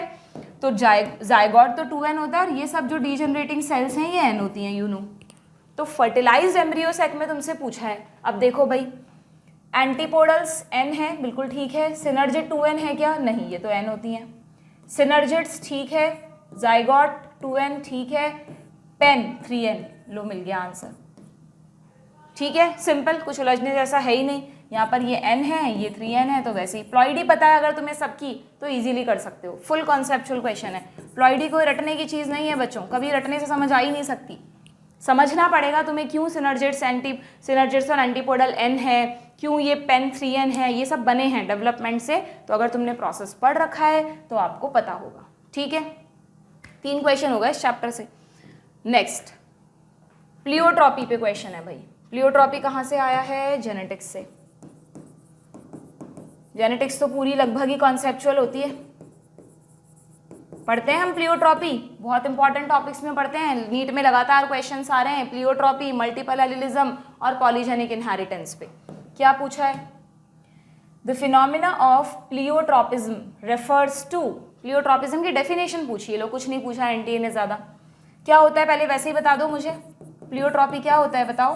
प्लियोट्रॉपी में हम बोलते हैं कि जीन एक ही है लेकिन वो बहुत सारे फिनोटाइप्स के लिए रिस्पॉन्सिबल है, मल्टीपल फिनोटाइप्स, जैसे कि आप एग्जाम्पल पढ़ते हो PKU, सिकल सेल एनीमिया, है ना, प्रॉब्लम एक ही हुई थी हीमोग्लोबिन की चेन में, बट उसकी वजह से RBCs की शेप भी डिस्टॉर्ट हो गई, हीमोग्लोबिन के जो चेन्स हैं वो आपस में जुड़कर पॉलीमराइज कर गई, फिर वो सिकल शेप्ड RBC कैपिलरीज को ब्लॉक कर गई, पर्सन को ऑक्सीजन ट्रांसपोर्टेशन में प्रॉब्लम आ रही है, तो एक ही जीन में डिफेक्ट हुआ बट उसकी वजह से मल्टीपल प्रॉब्लम्स फेस करनी पड़ रही है, सेम ऐसी कहानी PKU में होती है, तो दैट इज प्लियोट्रॉपी। तो देख लो ऑप्शंस क्या थे, प्रेजेंस ऑफ 2 एलील्स, 2 एलील्स तो एक जीन में होंगे ही, presence of 2 alleles each of the 2 genes controlling a single trait, but देखो लाइन ही घुमा दी, इन्होंने कहा presence of 2 alleles each of the 2 genes, 2 genes कहाँ से आ गए, यहाँ पे 1 जीन ही रिस्पॉन्सिबल है, 1 से ज़्यादा तो पॉलीजेनिक में होते हैं, ठीक है। Single gene affecting multiple phenotypes, बिल्कुल ठीक है। मोर देन 2 जीन्स, फिर गलत, पॉलीजेनिक की बात हो रही है। मोर देन 2 जीन्स का मतलब पॉलीजेनिक, नाम में ही पता चल रहा है, polygenic. Presence of several alleles of a single gene, एक सिंगल जीन के सेवरल एलील्स कह रहा है बच्चों ये। कंट्रोलिंग अ सिंगल क्रॉसओवर, ये तो मल्टीपल एलिलिज्म में होता है, तो ये वैसे ही गलत हो गया, ठीक है। तो ऑप्शन 2, ठीक है। सीधा सीधा प्लियोट्रॉपी के बारे में आपको पता होना चाहिए, तो आप ऑप्शन चूज कर सकते हैं। नेक्स्ट क्वेश्चन क्या है भाई, लो AR क्वेश्चन आ गया भाई। क्या है AR क्वेश्चन, इसकी तो बड़ा इंतजार रहता है तुम्हें इसको, इस तरह के क्वेश्चंस का, है ना। देखें क्या क्वेश्चन है। ATP is used eight 2 steps in glycolysis. Use लिखा है, प्रोड्यूस नहीं लिखा, बिल्कुल पता है आपको। ग्लाइकोलाइसिस में जो 10 स्टेप्स होते हैं उनमें से जो पहला, और ये मान लो कोई भी प्रोडक्ट है, फिर उसके बाद प्रोडक्ट है, फिर सेकंड स्टेप और फिर थर्ड स्टेप, तो इन 2 स्टेप्स पर ATP यूज होते थे बच्चों, बनते नहीं थे, यूज होते थे। ATP बदलता है ADP और फॉस्फेट में, पढ़ते हैं ना हम कि वैसे तो रेस्पिरेशन सेल क्यों कर रही है, ATP बनाने के लिए, बट रेस्पिरेशन की शुरुआत में ATP कंजम्पशन होता है, खर्च करना पड़ता है सेल को अपना ATP, ठीक है। तो 2 जगह खर्च होता है, हाँ भाई। अब कहाँ खर्च होता है, क्या लिखा है देखो। First ATP is used in converting glucose into glucose 6 phosphate. हालांकि ग्लाइकोलाइसिस के स्टेप्स की डिटेल में जाकर ज़्यादा नहीं पूछता एनटीए, बट इस बार पूछा तो आसान ही था। तुम्हें पता है ग्लूकोज से शुरू होता है। ATP की ज़रूरत क्यों पड़ी थी बच्चों, क्योंकि ग्लूकोज 6 फॉस्फेट बनाना था, ग्लूकोज में एक फॉस्फेट ऐड करना था, तो ATP जब टूटेगा तभी तो फॉस्फेट रिलीज होगा ना, इसलिए, ठीक है। फिर ग्लूकोज 6 फॉस्फेट किस में बदल जाता है, फ्रक्टोज 6 फॉस्फेट में, ये तो सिंपली आइसोमेरिज्म है। फिर फ्रक्टोज 6 फॉस्फेट, आगे क्या लिखा है देखो, second ATP is used in conversion of this into this, यानी फ्रक्टोज 6 फॉस्फेट से बनेगा फ्रक्टोज 1,6, सॉरी एक मिनट रुक जाओ जरा, फ्रक्टोज 1,6 बाइफॉस्फेट। दिख रहा है आपको, यहाँ पर एक ही फॉस्फेट था, एक फॉस्फेट और आ गया, तो फिर से फॉस्फेट की जरूरत है, ATP फिर खर्च हुआ, तो बिल्कुल ठीक है। यहाँ पर दोनों स्टेप सही लिखे, और रीजन भी तो सही है ना ये भाई, क्यों 2 ATP खर्च होते हैं, क्योंकि इन 2 स्टेप्स पर ATP की जरूरत पड़ती है। क्यों जरूरत पड़ती है, क्लियरली कन्वर्जन से पता चल रहा है, तो यहाँ पर भी आंसर हो जाएगा this one. Both are true and R is the correct explanation of A, ठीक है। तो ये क्वेश्चन आपका कहाँ से था बच्चों, this was from respiration in plants. देखो प्लांट फिजियो के क्वेश्चन है ना, और ये कॉन्सेप्चुअल क्वेश्चन है। ग्लाइकोलाइसिस का चार्ट कोई रटने की चीज़ नहीं है, ठीक है, मैं मानती हूँ थोड़ा याद करना पड़ता है यहाँ पर, बट वहाँ पे जब तक समझोगे नहीं ना तो उन 10 स्टेप्स को नहीं रट सकते। समझ के पढ़ोगे कि ग्लूकोज एंटर किया, एक फॉस्फेट जुड़ गया, फिर आइसोमेरिज्म हुआ, फिर एक और फॉस्फेट जुड़ गया, पहले समझना पड़ेगा। थोड़ा सा आप कह सकते हैं बाद में याद करना पड़ता है, बट येस इट्स कंसेप्चुअल, ठीक है, क्लियर। दोनों मतलब मिक्स क्वेश्चन आ रहे हैं, एनटीए ने सब कुछ बराबर तरीके से पूछा है, ठीक है। आगे बढ़े, लो भाई नेक्स्ट क्वेश्चन, सेल्यूलोज पे क्वेश्चन आया है, ये तो आप बायोमॉलिक्यूल में पढ़ते हो। देखो मैंने कहा ना कोई डिवाइडेशन नहीं है बच्चों, बायोमॉलिक्यूल के क्वेश्चन बॉटनी में भी हैं, जोलॉजी में भी हैं।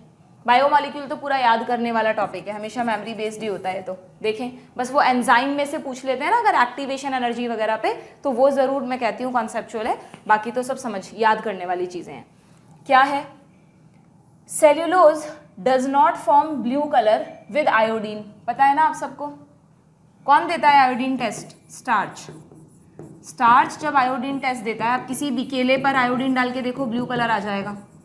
क्यों आता है, क्योंकि स्टार्च का जो हेलाइसिस स्ट्रक्चर होता है उसके हेलिक्स में आयोडीन फंस जाता है। अगर ये स्टार्च का हेलाइसिस है तो अंदर जाके कहीं आयोडीन फंस जाता है, और ये जो कॉम्प्लेक्स बनता है ये कॉम्प्लेक्स ब्लू कलर का होता है, ठीक है।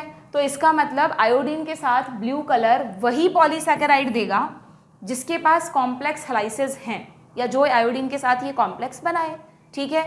अब इन्होंने एनसीईआरटी में तो आपको ये वाला कॉन्सेप्ट दिया, ये नहीं दिया, बट तुम्हें लॉजिक लगाना था क्या, कि सेल्यूलोज क्यों नहीं देता भाई, it is a helical molecule, वो तो स्टार्च भी है।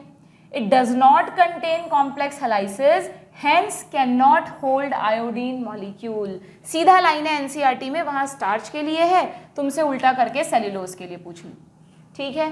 It break down when iodine react with it is a disaccharide, बिल्कुल नहीं। आप सेल्यूलोज एक पॉलीसैकेराइड है। जितने भी तुम एनसीईआरटी में ये सब कार्बोहाइड्रेट पढ़ते हो ना इस चैप्टर में, स्टार्च है, सेल्यूलोज है, काइटिन है, ये सब पॉलीसैकेराइड्स हैं, ठीक है। ग्लाइकोजन है हमारा stored food, they all are polysaccharides, ठीक। तो मैं कहूँगी थोड़ा सा यहाँ पर मेमोरी के साथ कॉन्सेप्ट भी काम करेगा, ठीक है। क्लियर, आगे बढ़े। चलो भाई, विच हार्मोन, लो देखो कहा था ना मैंने प्लांट हार्मोन से मुझे ध्यान आ रहा है, क्वेश्चन और है ये रहा, और बिल्कुल सीधा एनसीईआरटी से पूछा है, कुछ नहीं दिमाग लगाना इसमें, सीधा सीधा मेमोरी बेस्ड क्वेश्चन है। विच हार्मोन प्रमोट इंटरनोड या पिटियोल इलोंगेशन इन डीप वाटर राइस। सबको पता है राइस की खेती डीप वाटर में होती है। अब तुम सोचो कि पौधा ग्रो करने लगा, पानी भरा हुआ है, तो वो बाहर जब तक निकलेगा नहीं तो लीव्स को सनलाइट कैसे मिलेगी, फोटोसिंथेसिस कैसे करेंगी। तो बहुत ज़रूरी है कि जब राइस प्लांट्स को उगाया जाता है तो उन पर कुछ ऐसा हार्मोन स्प्रे करो या वो नेचुरली बनाए कि इंटरनोड या पिटियोल इलोंगेट कर जाए, और अगर ये पानी भरा हुआ है तो प्लांट से जो पिटियोल है वो बाहर निकल के आ जाए, तो लीव्स वाटर के बाहर रहें, ठीक है। तो ये काम कौन सा हार्मोन करता है, ये तो मैंने तुमको कॉन्सेप्ट समझा दिया कि इस लाइन का मतलब क्या है, बट फंक्शन तो तुम्हें याद करना पड़ेगा। This is the function of ethylene, सीधा एनसीईआरटी में दे रखा है, मेमोरी बेस्ड क्वेश्चन, ठीक है। Next,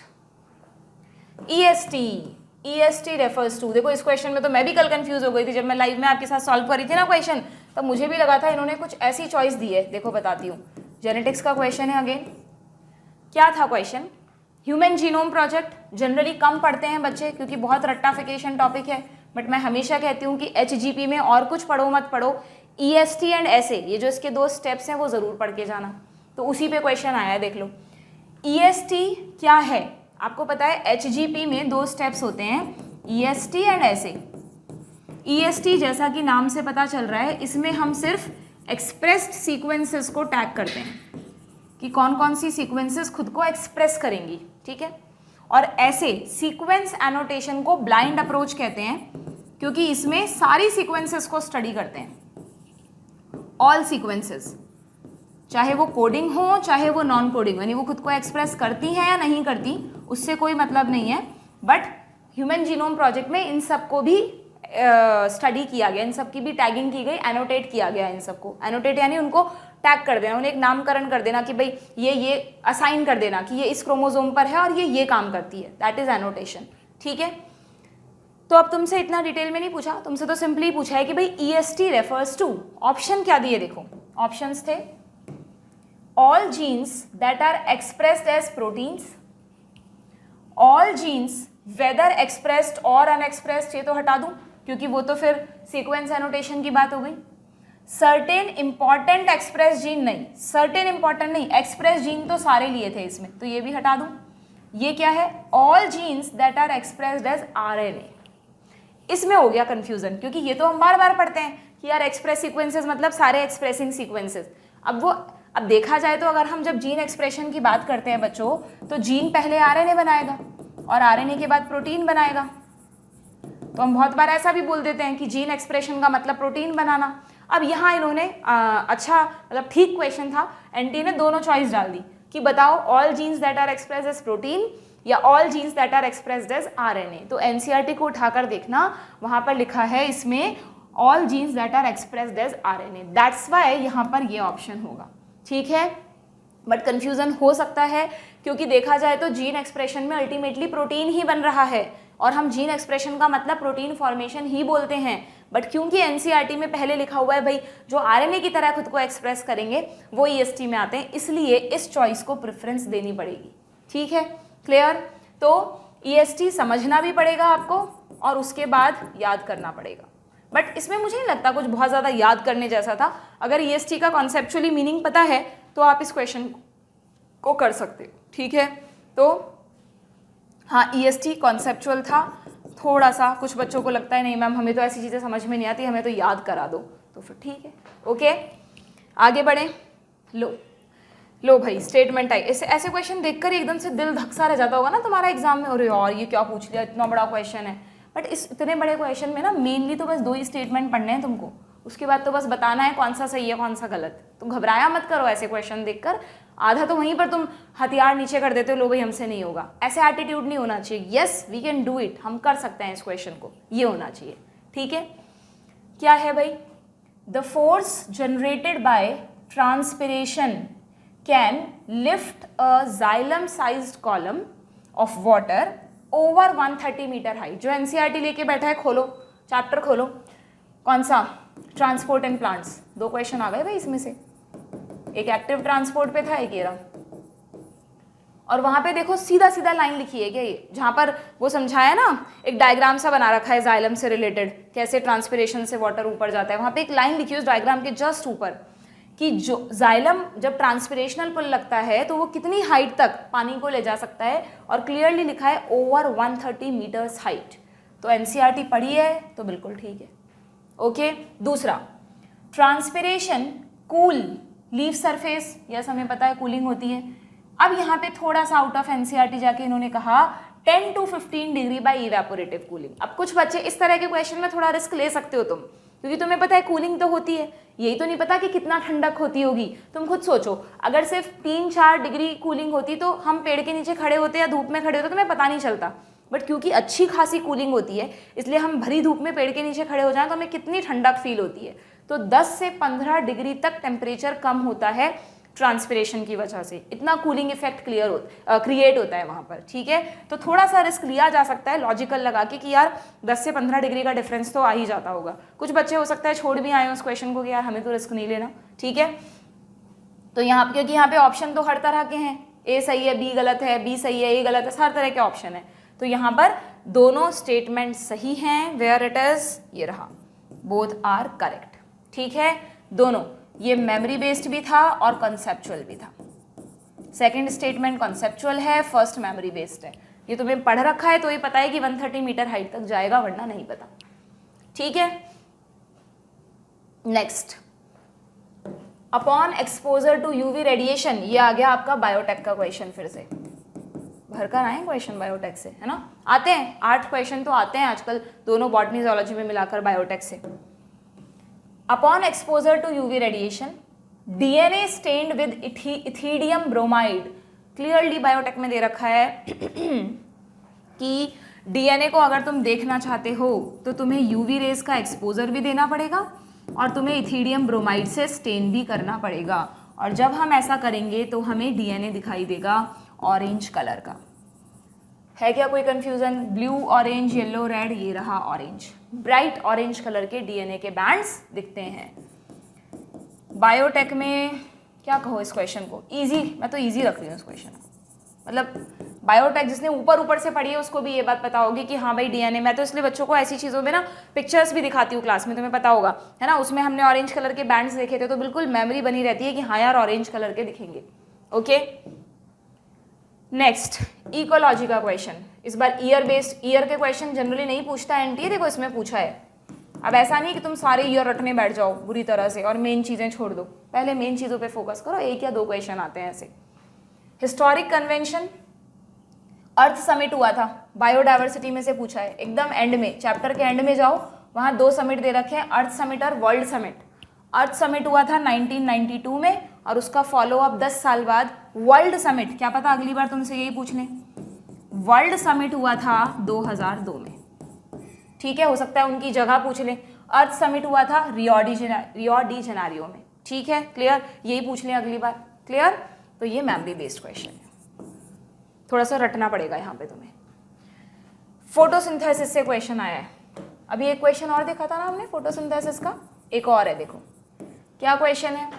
the reaction centre in PS2, reaction centre पूछा है PS सेकेंड का, has an absorption maxima eight, ये तो हम पढ़ते हैं बच्चों, जिसकी फर्स्ट रैंक आई है उसके मार्क्स ज़्यादा हैं 700 नैनोमीटर, जिसकी सेकेंड रैंक आई है उसके थोड़े से नंबर कम है, ज़्यादा नहीं, 680 नैनोमीटर, 20 नंबर का फ़र्क है। ठीक है, तो 680 नैनोमीटर, ऑप्शन 4। ठीक, सीधा सीधा, very very very easy question, जिसने फोटोसिंथेसिस ऊपर से भी पढ़ा है उसको भी ये आता होगा। ठीक है, लो भाई AR के फिर से दर्शन कर लो तुम, फिर से देखकर घबरा गए, है ना, और कितना बड़ा क्वेश्चन है। पढ़ो, पेशेंस रखो, ऐसे क्वेश्चंस के साथ थोड़ा टाइम बिताओ, आदत हो जाएगी। ठीक है, क्या है? The first stage of gametophyte in life cycle of moss is protonema. कहाँ से है क्वेश्चन? प्लांट किंगडम से। दूसरा क्वेश्चन है प्लांट किंगडम का, एक वो था हेटेरोस्पोरस टेरिडोफाइट्स, एक मॉसेस ब्रायोफाइट्स में से पूछा है। First stage of gametophyte in mosses is protonema. बहुत अच्छे से पढ़ा है हमने लाइफ साइकिल। उसमें हम पढ़ते हैं कि अगर ये एक मॉस का प्लांट है, उनमें ऐसे लीफी स्टेज वगैरह सब आती है ना।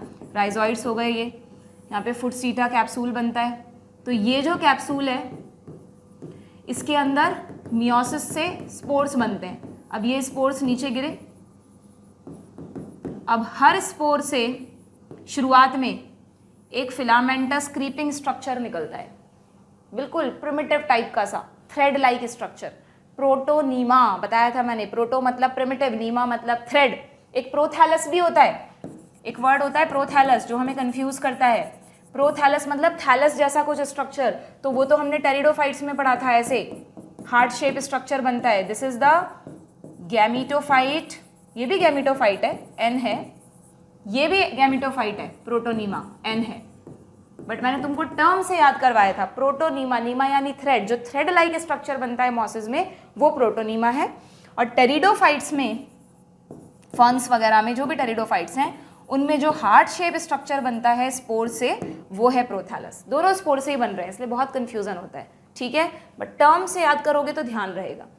तो प्रोटोनीमा जो है वो फर्स्ट स्टेज है। और फर्स्ट स्टेज क्यों कहते हैं इसको बच्चों? क्योंकि अभी प्रोटोनीमा पूरा मेन प्लांट नहीं है। अब प्रोटोनीमा में कुछ फ्रेगमेंटेशन होता है और इसके हर फ्रेगमेंट से फिर लीफी स्टेज बनती है ऐसी वाली। तो ये सेकेंड स्टेज है। ये भी तो एन ही है ना, दिस इज ऑल्सो एन, ये भी एन है, ठीक है। फिर बाद में इसके ऊपर जायगोट, जब ये क्योंकि गैमेटोफाइट है ना, तो गैमेटोफाइट है तो गैमीट बनाएगा, गैमीट्स का फ्यूजन होगा, जायगोट बनेगा, फिर जायगोट से 2n स्टेज बनती है। तो ये 2n स्टेज है, फुटसीटा कैप्सूल। बाकी ये दोनों तो n है, तो ये भी गैमेटोफाइट है, ये भी गैमेटोफाइट है। This is first stage of gametophyte, this leafy stage is the second stage of gametophyte. बहुत अच्छे से पढ़ा था हमने, तो बिल्कुल ठीक है। रीजन क्या है? Protonema develops directly from spores produced in capsule. क्या कह रहा है ये? प्रोटोनीमा किससे डेवलप हुआ है? ये बता रहा है कि कैप्सूल में जो स्पोर बने ना उनसे प्रोटोनीमा डेवलप हुआ है। बिल्कुल ठीक बात है। इसीलिए तो protonema is the first stage, क्योंकि स्पोर ने पहले किसको बनाया है? प्रोटोनीमा को। और जो लीफी स्टेज बनेगी वो सेकेंड स्टेज होगी। यस और नो? समझ में आ गया क्या? तो इसका मतलब ये स्टेटमेंट भी सही है और रीजन भी सही है, इसीलिए ये फर्स्ट स्टेज है, क्योंकि पहले डेवलप हुआ है स्पोर से। तो आंसर क्या हो जाएगा? कहाँ है आंसर? ये रहा। Both are correct and correct explanation of A. ठीक है, क्लियर है क्या? हो सकता है तुमने रटी वो चीज़ें, पर मैंने तो समझा के पढ़ाया था, तो मैं तो इसको कॉन्सेप्चुअल में रखूंगी। ठीक है, क्लियर? प्लांट किंगडम को मैंने देखा है बच्चे मतलब रटते रहते हैं, बुरी तरह से रटते रहते हैं। ठीक है, मैं मानती हूँ एग्जाम्पल्स को वहाँ मेमोराइज करना पड़ता है, बट जो लाइफ साइकिल्स वगैरह है ना बच्चों, अगर तुम इंटरेस्ट के साथ पढ़ोगे तो बहुत इंटरेस्टिंग है, बहुत अच्छे से समझ में आएंगे तुमको। ठीक है, आगे बढ़ जाएं। लो भाई, इन टिश्यू कल्चर एक्सपेरिमेंट, ये कहाँ से आया है क्वेश्चन? अच्छा, डेवलपमेंट, डी डिफ्रेंसिएशन, ये सब तो वहाँ दे रखा है बच्चों। प्लांट ग्रोथ से एक और क्वेश्चन, दो तो हॉर्मोन्स के आ गए और एक ग्रोथ में से और आ गया। देखो 3 क्वेश्चन हो गए। मैंने बोला था, जो मैंने चैप्टर वाइज एनालिसिस का वीडियो अपलोड किया था उसमें तुम्हें बोला था कि प्लांट फिजियोलॉजी में प्लांट ग्रोथ को मत छोड़ के जाना, वो रटने थोड़ा सा याद करने वाला टॉपिक है, बट पढ़ के जरूर जाना। 3 क्वेश्चन आए, देखो 4 × 3 12 मार्क्स का पेपर आया उस चैप्टर से। क्या पूछा है? लीफ की मीजोफिल सेल्स ली हमने, उनको कल्चर मीडियम में रखा और कैलस बना लिया। थोड़ी सी यहाँ पर हाइब्रिड नॉलेज काम आएगी तुम्हारे, जो तुम 12th में टिश्यू कल्चर टॉपिक पढ़ते हो ना, वहाँ पर पढ़ते हो कैलस के बारे में, कि नॉर्मली हम टिश्यू कल्चर में क्या करते हैं, जो कल्चर मीडियम है उसमें मेरिस्टेमेटिक टिश्यू लेते हैं, और मेरिस्टेमेटिक टिश्यू में तो डिवाइडिंग कैपेसिटी होती है, तो वो डिवाइड करके न्यू सेल्स बनाता जाता है और फिर एक कैलस बन जाता है। लेकिन इस क्वेश्चन में क्या किया कि जो कल्चर मीडियम है उसमें देखो परमानेंट सेल्स ले ली। मीजोफिल परमानेंट है कि मेरिस्टेमेटिक है, तुम्हें खुद पता होना चाहिए। मीजोफिल फोटोसिंथेसिस करता है, परमानेंट टिश्यू है। और इस परमानेंट टिश्यू से बच्चों कैलस बना लिया। Callus is the mass of cells, तो मास ऑफ सेल्स तो तभी बनेगा जब ये डिवाइड करेंगी। तो इसका मतलब कुछ ऐसा किया है यहाँ पर जिसकी वजह से ये परमानेंट सेल्स डिवाइडिंग सेल्स में कन्वर्ट हुई हैं। तो परमानेंट सेल्स जब डिवाइडिंग सेल्स में कन्वर्ट होती हैं तो उसको तुम क्या कहते हो? थोड़ा सा घुमा के पूछ लिया, अच्छा क्वेश्चन है, ठीक है। ये तो सबको पता है कि परमानेंट जब डिवाइडिंग में कन्वर्ट होती हैं, परमानेंट सेल्स जब डिवाइडिंग सेल्स में कन्वर्ट होती हैं तो हम इसे क्या कहते हैं? We called it dedifferentiation, है ना। जब सबसे पहले जो डिवाइडिंग सेल हैं वो परमानेंट में बदलेंगी तो डिफरेंशिएशन, अगर परमानेंट जरूरत पड़ने पर फिर से डिवाइड करने लग जाएं तो डी डिफरेंशिएशन, और अब ये जो डिवाइडिंग सेल्स हैं ये फिर से डिफरेंशिएट करेंगी ना, कुछ नया टिश्यू विश्यू बनाएंगी, नया प्लांट ऑर्गन्स बनाएंगी, तो दैट इज री डिफरेंशिएशन। ओके, तो यहाँ पर आंसर क्या हो जाएगा? D differentiation. Conceptual, completely conceptual, ठीक है। लो भाई, अगला क्वेश्चन क्या है देखते हैं। स्टेटमेंट टाइप आ गया फिर से। एंडार्क एंड एक्सार्क, कहाँ से आया है क्वेश्चन? प्लांट एनाटॉमी से। प्लांट एनाटॉमी से भी आए हैं क्वेश्चंस, इसका मतलब है ना, आते हैं 2-3 क्वेश्चंस तो आप आराम से एक्सपेक्ट कर सकते हैं। मॉर्फो से भी आते हैं, एनाटॉमी से भी आते हैं। Endarch and exarch are the terms often used for describing the position, यहाँ तक बिल्कुल ठीक है, ऑफ सेकेंडरी जाइलम। अब जल्दीबाजी में तुम क्या करते हो? हाँ यार पोजीशन ये तो बताती है, आगे बढ़ जाते हो, पढ़ाई नहीं कि ये कह रहा है सेकेंडरी जाइलम, जबकि एक्सार्क एंडार्क बच्चों प्राइमरी जाइलम को बताते हैं। सेकेंडरी जाइलम तो सेकेंडरी ग्रोथ के बाद बनेगा, मोनोकॉट्स में तो बनेगा ही नहीं, पर एक्सार्क एंडार्क तो तुम हर जगह बताते हो, स्टेम, रूट, मोनोकॉट, डाइकॉट, तो इसलिए ये प्राइमरी जाइलम के लिए होता है, ना कि सेकेंडरी के लिए। तो ये तो गलत हो गया। सेकेंड क्या है? Exarch condition is the most common feature of root system. Exarch condition जो है वो रूट सिस्टम में होती है क्या? बताओ, एक्सार्क में क्या पढ़ते हैं हम? ऐसा आर्क वर्ड किसके लिए आता है? जो पहले बना, यानी प्रोटोजाइलम के लिए। एक्सो यानी बाहर, तो रूट में प्रोटोजाइलम होता है बाहर की तरफ, प्रोटो आउटसाइड, एक्सार्क, बिल्कुल ठीक बात है, ये रूट्स में ही होता है। स्टेम में क्या होता है? जस्ट उल्टा। स्टेम में क्या होता है? इस तरह के बंडल्स मिलेंगे तुम्हें, अंदर मिलेगा प्रोटोजाइलम, ठीक है। एंडार्क कंडीशन किसमें? स्टेम में। हालांकि स्टेम में तो कॉन्जॉइंट बंडल्स होते हैं, तो तुम्हें पता है ये अगर जाइलम है तो यहीं पर फ्लोएम भी होगा। रूट में तो जाइलम फ्लोएम अलग अलग पेरिफेरी पर होते हैं, फ्लोएम अलग है, जाइलम अलग है। ये भी पूछ सकते हैं तुमसे, रूट्स में रेडियल कंडीशन होती है और स्टेम में कॉन्जॉइंट कंडीशन होती है। अगली बार क्या पता ये पूछ लें, ठीक है, कुछ भी पूछ सकते हैं, टॉपिक रिवाइज होना चाहिए क्वेश्चन करते वक्त। ओके, तो ये तो सही है, ये गलत है, तो कौन सा ऑप्शन चूज करूं? ये रहा।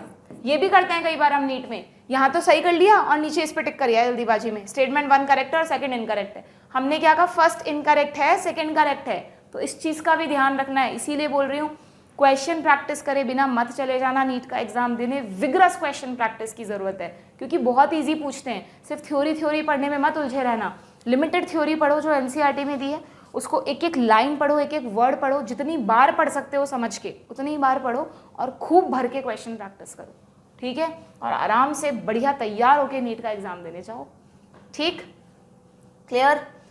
ये कॉन्सेप्चुअल कर देंगे ऐसे? हाँ बिल्कुल बिल्कुल, कॉन्सेप्चुअली एक्सार्क थोड़ा सा याद करना पड़ता है बस फिर, कि रूट में एक्सार्क है और स्टेम में एंडार्क है। Okay, clear? लो भाई, तो ये तो सेक्शन ए के 35 क्वेश्चंस हो गए आपके। अब आते हैं हम सेक्शन बी पर, जिसमें कि आपको पता है 10 आउट ऑफ 15 क्वेश्चंस करने होते हैं, ठीक है। तो इनमें कौन कौन से क्वेश्चंस पूछे गए, लेट्स सी। क्या है इस सेक्शन बी में से? लेंटिसल्स पे आया बच्चों क्वेश्चन, यानी again the question is from plant anatomy. So statement type question है ना, 5 स्टेटमेंट्स दिए आपको and you have to choose the correct ones. चलिए, अच्छा एक बात और बच्चों, इस तरह के क्वेश्चन में ना एक बार पढ़ लेना। मैंने देखा है ऐसे भी क्वेश्चन आता है कई बार, ऊपर लिखा रहता है आइडेंटिफाई द इनकरेक्ट स्टेटमेंट और फिर नीचे आता है चूज द करेक्ट आंसर। तो करेक्ट आंसर का मतलब कि इस क्वेश्चन के लिए तो इनकरेक्ट अगर ऊपर लिखा है तो मतलब आपको इनकरेक्ट स्टेटमेंट चूज करने हैं। यहाँ तो ठीक है, ऊपर भी करेक्ट लिखा है, नीचे तो हमेशा ही करेक्ट पूछेंगे आपसे, तो you have to careful about it, ठीक है। Lenticels are the lens shaped opening, बिल्कुल पता है आपको, permitting the exchange of gases. Secondary growth के बाद जो ट्री का जो बार्क होता है उस पर लेंस शेप की ओपनिंग बन जाती है, बिल्कुल ठीक बात है, और वो गैसियस एक्सचेंज के लिए होती हैं। Bark formed early in the season is called hard bark. अभी थोड़ी देर पहले हमने क्वेश्चन में बार्क की बात की थी, वो वुड की बात की थी, उसी से बाद में बार्क बनेगी। तो जो बार्क बनती है बच्चों, उसमें ध्यान रखना, जो अर्ली बार्क है, जो इनिशियल सीजन में बनती है, वो क्या होती है, वो सॉफ्ट बार्क कहलाती है, जबकि जो लेट सीजन में बनती है वो हार्ड बार्क कहलाती है। जबकि ये कह रहा है कि जो अर्ली सीजन में बनती है वो हार्ड बार्क है, तो again it is a wrong statement, ठीक है। Now bark is a technical term that refers to all tissues exterior to vascular cambium। ये पढ़ के ना तो मुझे थोड़ी सी हंसी आ रही है, क्योंकि इस क्वेश्चन में तो मैं भी उलझ गई थी बच्चों। अब देखो ऐसा ही होता है कई बार ना, एग्जाम करते वक्त जब हम कल का लाइव कर रहे थे हमें समझ में नहीं आ रहा था यार ये स्टेटमेंट गलत क्यों है, क्योंकि हमें ऑप्शंस में मिल ही नहीं रहा था सही ऑप्शंस में। तो एक्चुअली इस स्टेटमेंट में बार्क की डेफिनेशन तो सही है कि बार्क में क्या आता है, all tissues exterior to vascular cambium, यही हम बार बार देख रहे थे, बट हमने ये तो देखा ही नहीं कि इन्होंने कहा है टेक्निकल टर्म, जबकि एनसीईआरटी में क्लियरली लिखा है कि बार्क तो एक नॉन टेक्निकल टर्म है, कोई टेक्निकल टिश्यू नहीं है, जस्ट रैंडमली एक टर्म बना दी गई है कि भाई ये वाले जो पार्ट्स हैं उनको आप बार्क कह दो, जबकि ऐसा कुछ नहीं है कि उन सबका ओरिजिन सेम टिश्यू से हुआ हो। क्योंकि देखो ना, वैस्कुलर कैम्बियम के बाहर बाहर, यानी अगर हम कहें कि भाई ये पित्त वाला पार्ट है, मतलब पित्त तो रहा ही नहीं, सेंटर में जो हार्डवुड वगैरह होता है, ये स्प्रिंगवुड वगैरह वाला पार्ट मान लो, और ये मैं थोड़ी वेवी बना देती हूँ, वैस्कुलर कैम्बियम है।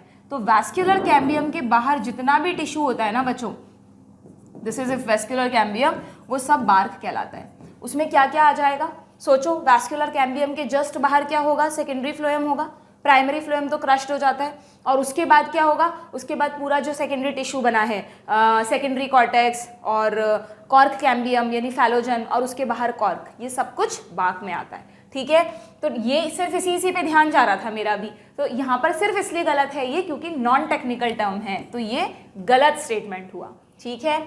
Bark refers to periderm and secondary phloem, अभी अभी बताया मैंने आपको, सेकेंडरी फ्लोएम तो आता ही है बार्क में, और पेरिडर्म में क्या क्या आ गया, पेरिडर्म में क्या क्या आ गया है, देखो पेरिडर्म में तीनों लेयर आ जाती है ना, जो अभी मैंने बोली, कौन कौन सी, एक minute, periderm is equal to secondary cortex plus किसने बनाया इसको, फैलोजन यानी कॉर्क कैम्बियम, जन आ रहा है, कॉर्क कैम्बियम, ठीक है, और सबसे बाहर खुद कॉर्क, जिसको आप फैलम भी बोलते हो, और इसको क्या बोलते हो, फैलोडर्म। ये दोनों बहुत परेशान करते हैं बच्चों को, फैलोडर्म और पेरिडर्म, पेरी मतलब सारे चारों तरफ के, इसलिए पेरिडर्म में तीनों आ जाते हैं, ठीक है। तो ये बिल्कुल ठीक है। तो बार्क में क्या क्या आता है वो तो सही बताया, यहाँ पर भी सही बताया, बट टेक्निकल नहीं है, नॉन टेक्निकल है, इसलिए गलत है। Phellogen is single layered in thickness, phellogen की जो लेयर है यहाँ पर, जो कॉर्क कैम्बियम की लेयर बनती है, आप पढ़ना, एनसीईआरटी में लिखा है it is couple of layer thicks, तो ये कपल ऑफ लेयर थिक, क्योंकि इसमें 2 लेयर्स होती है ना कि सिंगल, ठीक है। तो वैस्कुलर कैम्बियम की तो एक ही लेयर होती है, बट बाहर जो कॉर्क कैम्बियम बन रहा है वो 2 लेयर्ड होता है अकॉर्डिंग टू एनसीईआरटी, तो ये इस वजह से गलत है, ठीक है। तो यहाँ पर 2 ही करेक्ट स्टेटमेंट मिले हमको, ए और सी, तो क्या हो जाएगा आंसर, ए और सी, नहीं ये भी तो सही है, ये रहा डी, ये भी सही है, हाँ तभी ऑप्शन नहीं मिला। अब देखो ऐसे भी हो जाता है, रफ वर्क भी बहुत अच्छे से करना जरूरी है। अब मैंने टिक कर रखा था, मुझे दिखा ही नहीं, और यहाँ पर मैं जल्दीबाजी में सोचूंगी यार क्या है, चलो आगे बढ़ जाते हैं, ठीक है। तो इसीलिए हर एक चीज़ ध्यान से पढ़ना, देखना, करना ज़रूरी है, ओके। तो ए, सी एंड डी ये तीनों यहाँ पर करेक्ट स्टेटमेंट हैं, क्या बताओ, आइडेंटिफाई द करेक्ट स्टेटमेंट। मैं आप क्या कर रहे हो, क्या कर रहे हो, देखो फिर गड़बड़ कर रही हूँ मैं। सी कहाँ गलत, सी तो गलत है ना बच्चों, सही स्टेटमेंट में नहीं है, सी हटा दो, ठीक है, वेरी सॉरी, सी हटा दो। तो यहाँ पर कौन कौन से करेक्ट स्टेटमेंट हैं, ए और D. I am very lucky कि इस क्वेश्चन में मुझे मेरी चॉइसेस नहीं मिल रही थी, इसलिए मुझे पता चल गया, वरना भी नीट का एग्जाम होता और एक चॉइस ए सी डी होती तो मैं तो टिक करके आगे बढ़ जाती, ठीक है। तो इसीलिए पेपर में ध्यान से पेपर करना बहुत ज़रूरी है, कई बार ऐसी गलतियाँ हो जाती हैं, ठीक है, क्लियर। तो A and D only are the correct statement. कैसा क्वेश्चन कहेंगे इसको हम, मिक्स क्वेश्चन है ये, कहीं कहीं कॉन्सेप्ट भी काम आ रहा है, कहीं कहीं मेमोरी भी काम आ रही है, मिक्स क्वेश्चन है, ठीक। ठीक है, और अच्छा क्वेश्चन है, मॉडरेट लेवल क्वेश्चन कह सकते हो इसे तुम। कुछ तो देने ही पड़ेंगे, मॉडरेट सारे हलवा क्वेश्चन दे देंगे तो कैसे काम चलेगा, ठीक है। फिर तो सब नहीं 360 में से 360 ले आओगे बायो में, ठीक। चलो भाई, match the column, match the column पहला आया है ये बॉटनी में अभी तक, है ना। देखो कोहेजन कहाँ से आया है question, guttation, transport and plant से एक और क्वेश्चन बच्चों, ट्रांसपोर्ट एंड प्लांट से 3 क्वेश्चन हो गए, ठीक है भाई। वैसे जनरली 2 ही पूछते हैं, बट ठीक है 2-3, कोई ऐसा फिक्स ब्लूप्रिंट तो है नहीं। चलो, ट्रांसपिरेशनल पुल में से पूछा है, ये तो आपको फिजिक्स केमिस्ट्री में पढ़ते हो, कोहेजन किन फोर्सेस को कहते हैं, केमिस्ट्री में पढ़ते हो ना, सेम टाइप ऑफ मॉलिक्यूल्स के बीच में। तो ये पूरा का पूरा कॉन्सेप्ट आप पढ़ते हो कि जब जाइलम में पानी ऊपर की तरफ बढ़ रहा है तो वाटर मॉलिक्यूल्स आपस में एक फोर्स से जुड़े हुए हैं, दैट इज कोहेजन। तो कोहेजन को मैं किससे टिक करूं, मैच करूं, ये रहा, mutual attraction among water molecules, A को सेकंड से मैच कर लो, ठीक है भाई। एडहेशन, अब आपको पता है वाटर मॉलिक्यूल और ये जो अंदर की पोलर सरफेसेस हैं, ये पोलर होती हैं अंदर बच्चों, चार्ज्ड, क्योंकि वाटर मॉलिक्यूल भी चार्ज्ड होते हैं, इनके बीच में भी एक अट्रैक्शन होता है, उसको कहते हैं एडहेशन, ठीक है, उसको क्या कहते हैं, एडहेशन। तो एडहेशन को हम इससे मैच कर ले, attraction towards polar surface, water molecule का अट्रैक्शन पोलर सरफेसेस के लिए, जिससे वाटर कॉलम बंधा रहे और उसके सहारे सहारे ऊपर बढ़ता रहे, ठीक है। सरफेस टेंशन को किससे मैच करूं, सरफेस टेंशन तो फिजिक्स में भी पढ़ते हो तुम, क्या होता है, लिक्विड फेज में जो ऊपर की तरफ सरफेस पे मॉलिक्यूल्स हैं उनमें ज्यादा अट्रैक्शन होना is the surface tension. Then guttation, water loss in liquid phase, है ना, जो भी नीचे से रूट प्रेशर लग रहा है उसकी वजह से जो शॉर्ट हाइटेड प्लांट है, या अर्ली मॉर्निंग में अगर तुम देखोगे ग्रासेस वगैरह में तो लीफ टिप से तुमको कुछ वाटर ड्रॉप्स ऊज आउट करती हुई दिखेंगी, बाहर निकलती हुई दिखेंगी, लगेगा उनको कोई अंदर से धक्का मार रहा है, तो वो एक्चुअली रूट प्रेशर होता है। और इन वाटर मॉलिक्यूल्स के निकलने को क्या कहते हैं, गटेशन। ये ट्रांसपिरेशन नहीं है, ट्रांसपिरेशन में पानी भाप की फॉर्म में निकलता है, गटेशन में पानी पानी की ही फॉर्म में निकलता है, लिक्विड फेज में निकलता है, ठीक है। अब मैच कर लो, ए को सेकंड से करना है, बी को फोर्थ से करना है। तो नीट में तो तुम्हें आगे जाना ही नहीं है, यहीं पर तुम्हें मिल गया एग्जाम में, फोर्थ चल के आगे चलो, इन दोनों में दिमाग नहीं लगाना, बट यहाँ हम कॉन्सेप्ट पढ़ रहे थे तो मैंने आपको पूरा बता दिया, ठीक है, फुल्ली कॉन्सेप्चुअल क्वेश्चन है। आगे बढ़े, लो भाई, again match the column type question, section B में दिए हैं, देखो match the column type question, है ना। एम फेज, अरे फिर से सेल बायोलॉजी, सेल डिवीजन का क्वेश्चन आ गया, ये बच्चों 4th क्वेश्चन है इस चैप्टर का, सेल डिवीजन में से हैं और वो भी 4 क्वेश्चन, ठीक है।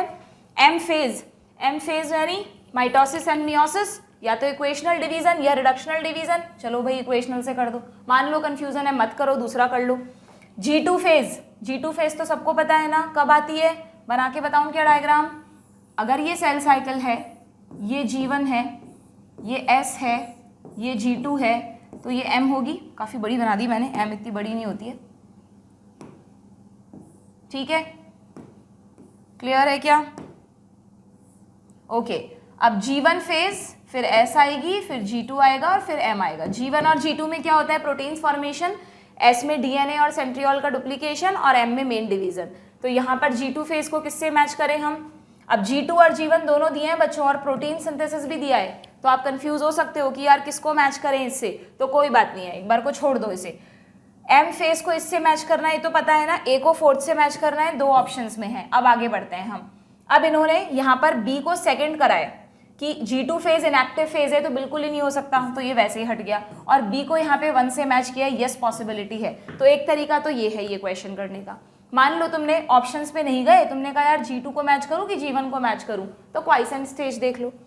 क्वाइसेंट स्टेज तो सबको पता है ना, कौन सी होती है, G0, और G0 क्या है, G0 is the inactive phase, कहते हैं उसको इनएक्टिव फेज, बट एक्चुअली में आपको पता है सिर्फ इसलिए इनएक्टिव कहते हैं क्योंकि इस समय सेल डिवाइड नहीं कर रही है, बाकी वैसे मेटाबॉलिकली सेल एक्टिव स्टेज में ही होती है, ठीक है। तो G0 को इनएक्टिव फेज कह सकते हैं। C का सेकंड हमें कॉन्फिडेंटली पता है, और सिर्फ इसी ऑप्शन में C का सेकंड है, देखो किसी में भी नहीं है। कुछ बच्चे ऐसे भी करते हैं बच्चों नीट के क्वेश्चंस, जरूरी नहीं आप वेरी फर्स्ट से ही शुरू करो, आप एकदम सरसरी निगाह से देखो यार कौन कौन से हैं, और क्वाइसेंट स्टेज को सेलेक्ट करना ज़्यादा आसान है, तुम्हें पता है यार इसका ये होगा, तो उससे भी क्वेश्चन हो सकता है, जरूरी नहीं है A से ही शुरू करो इस तरह के क्वेश्चन में, ठीक है।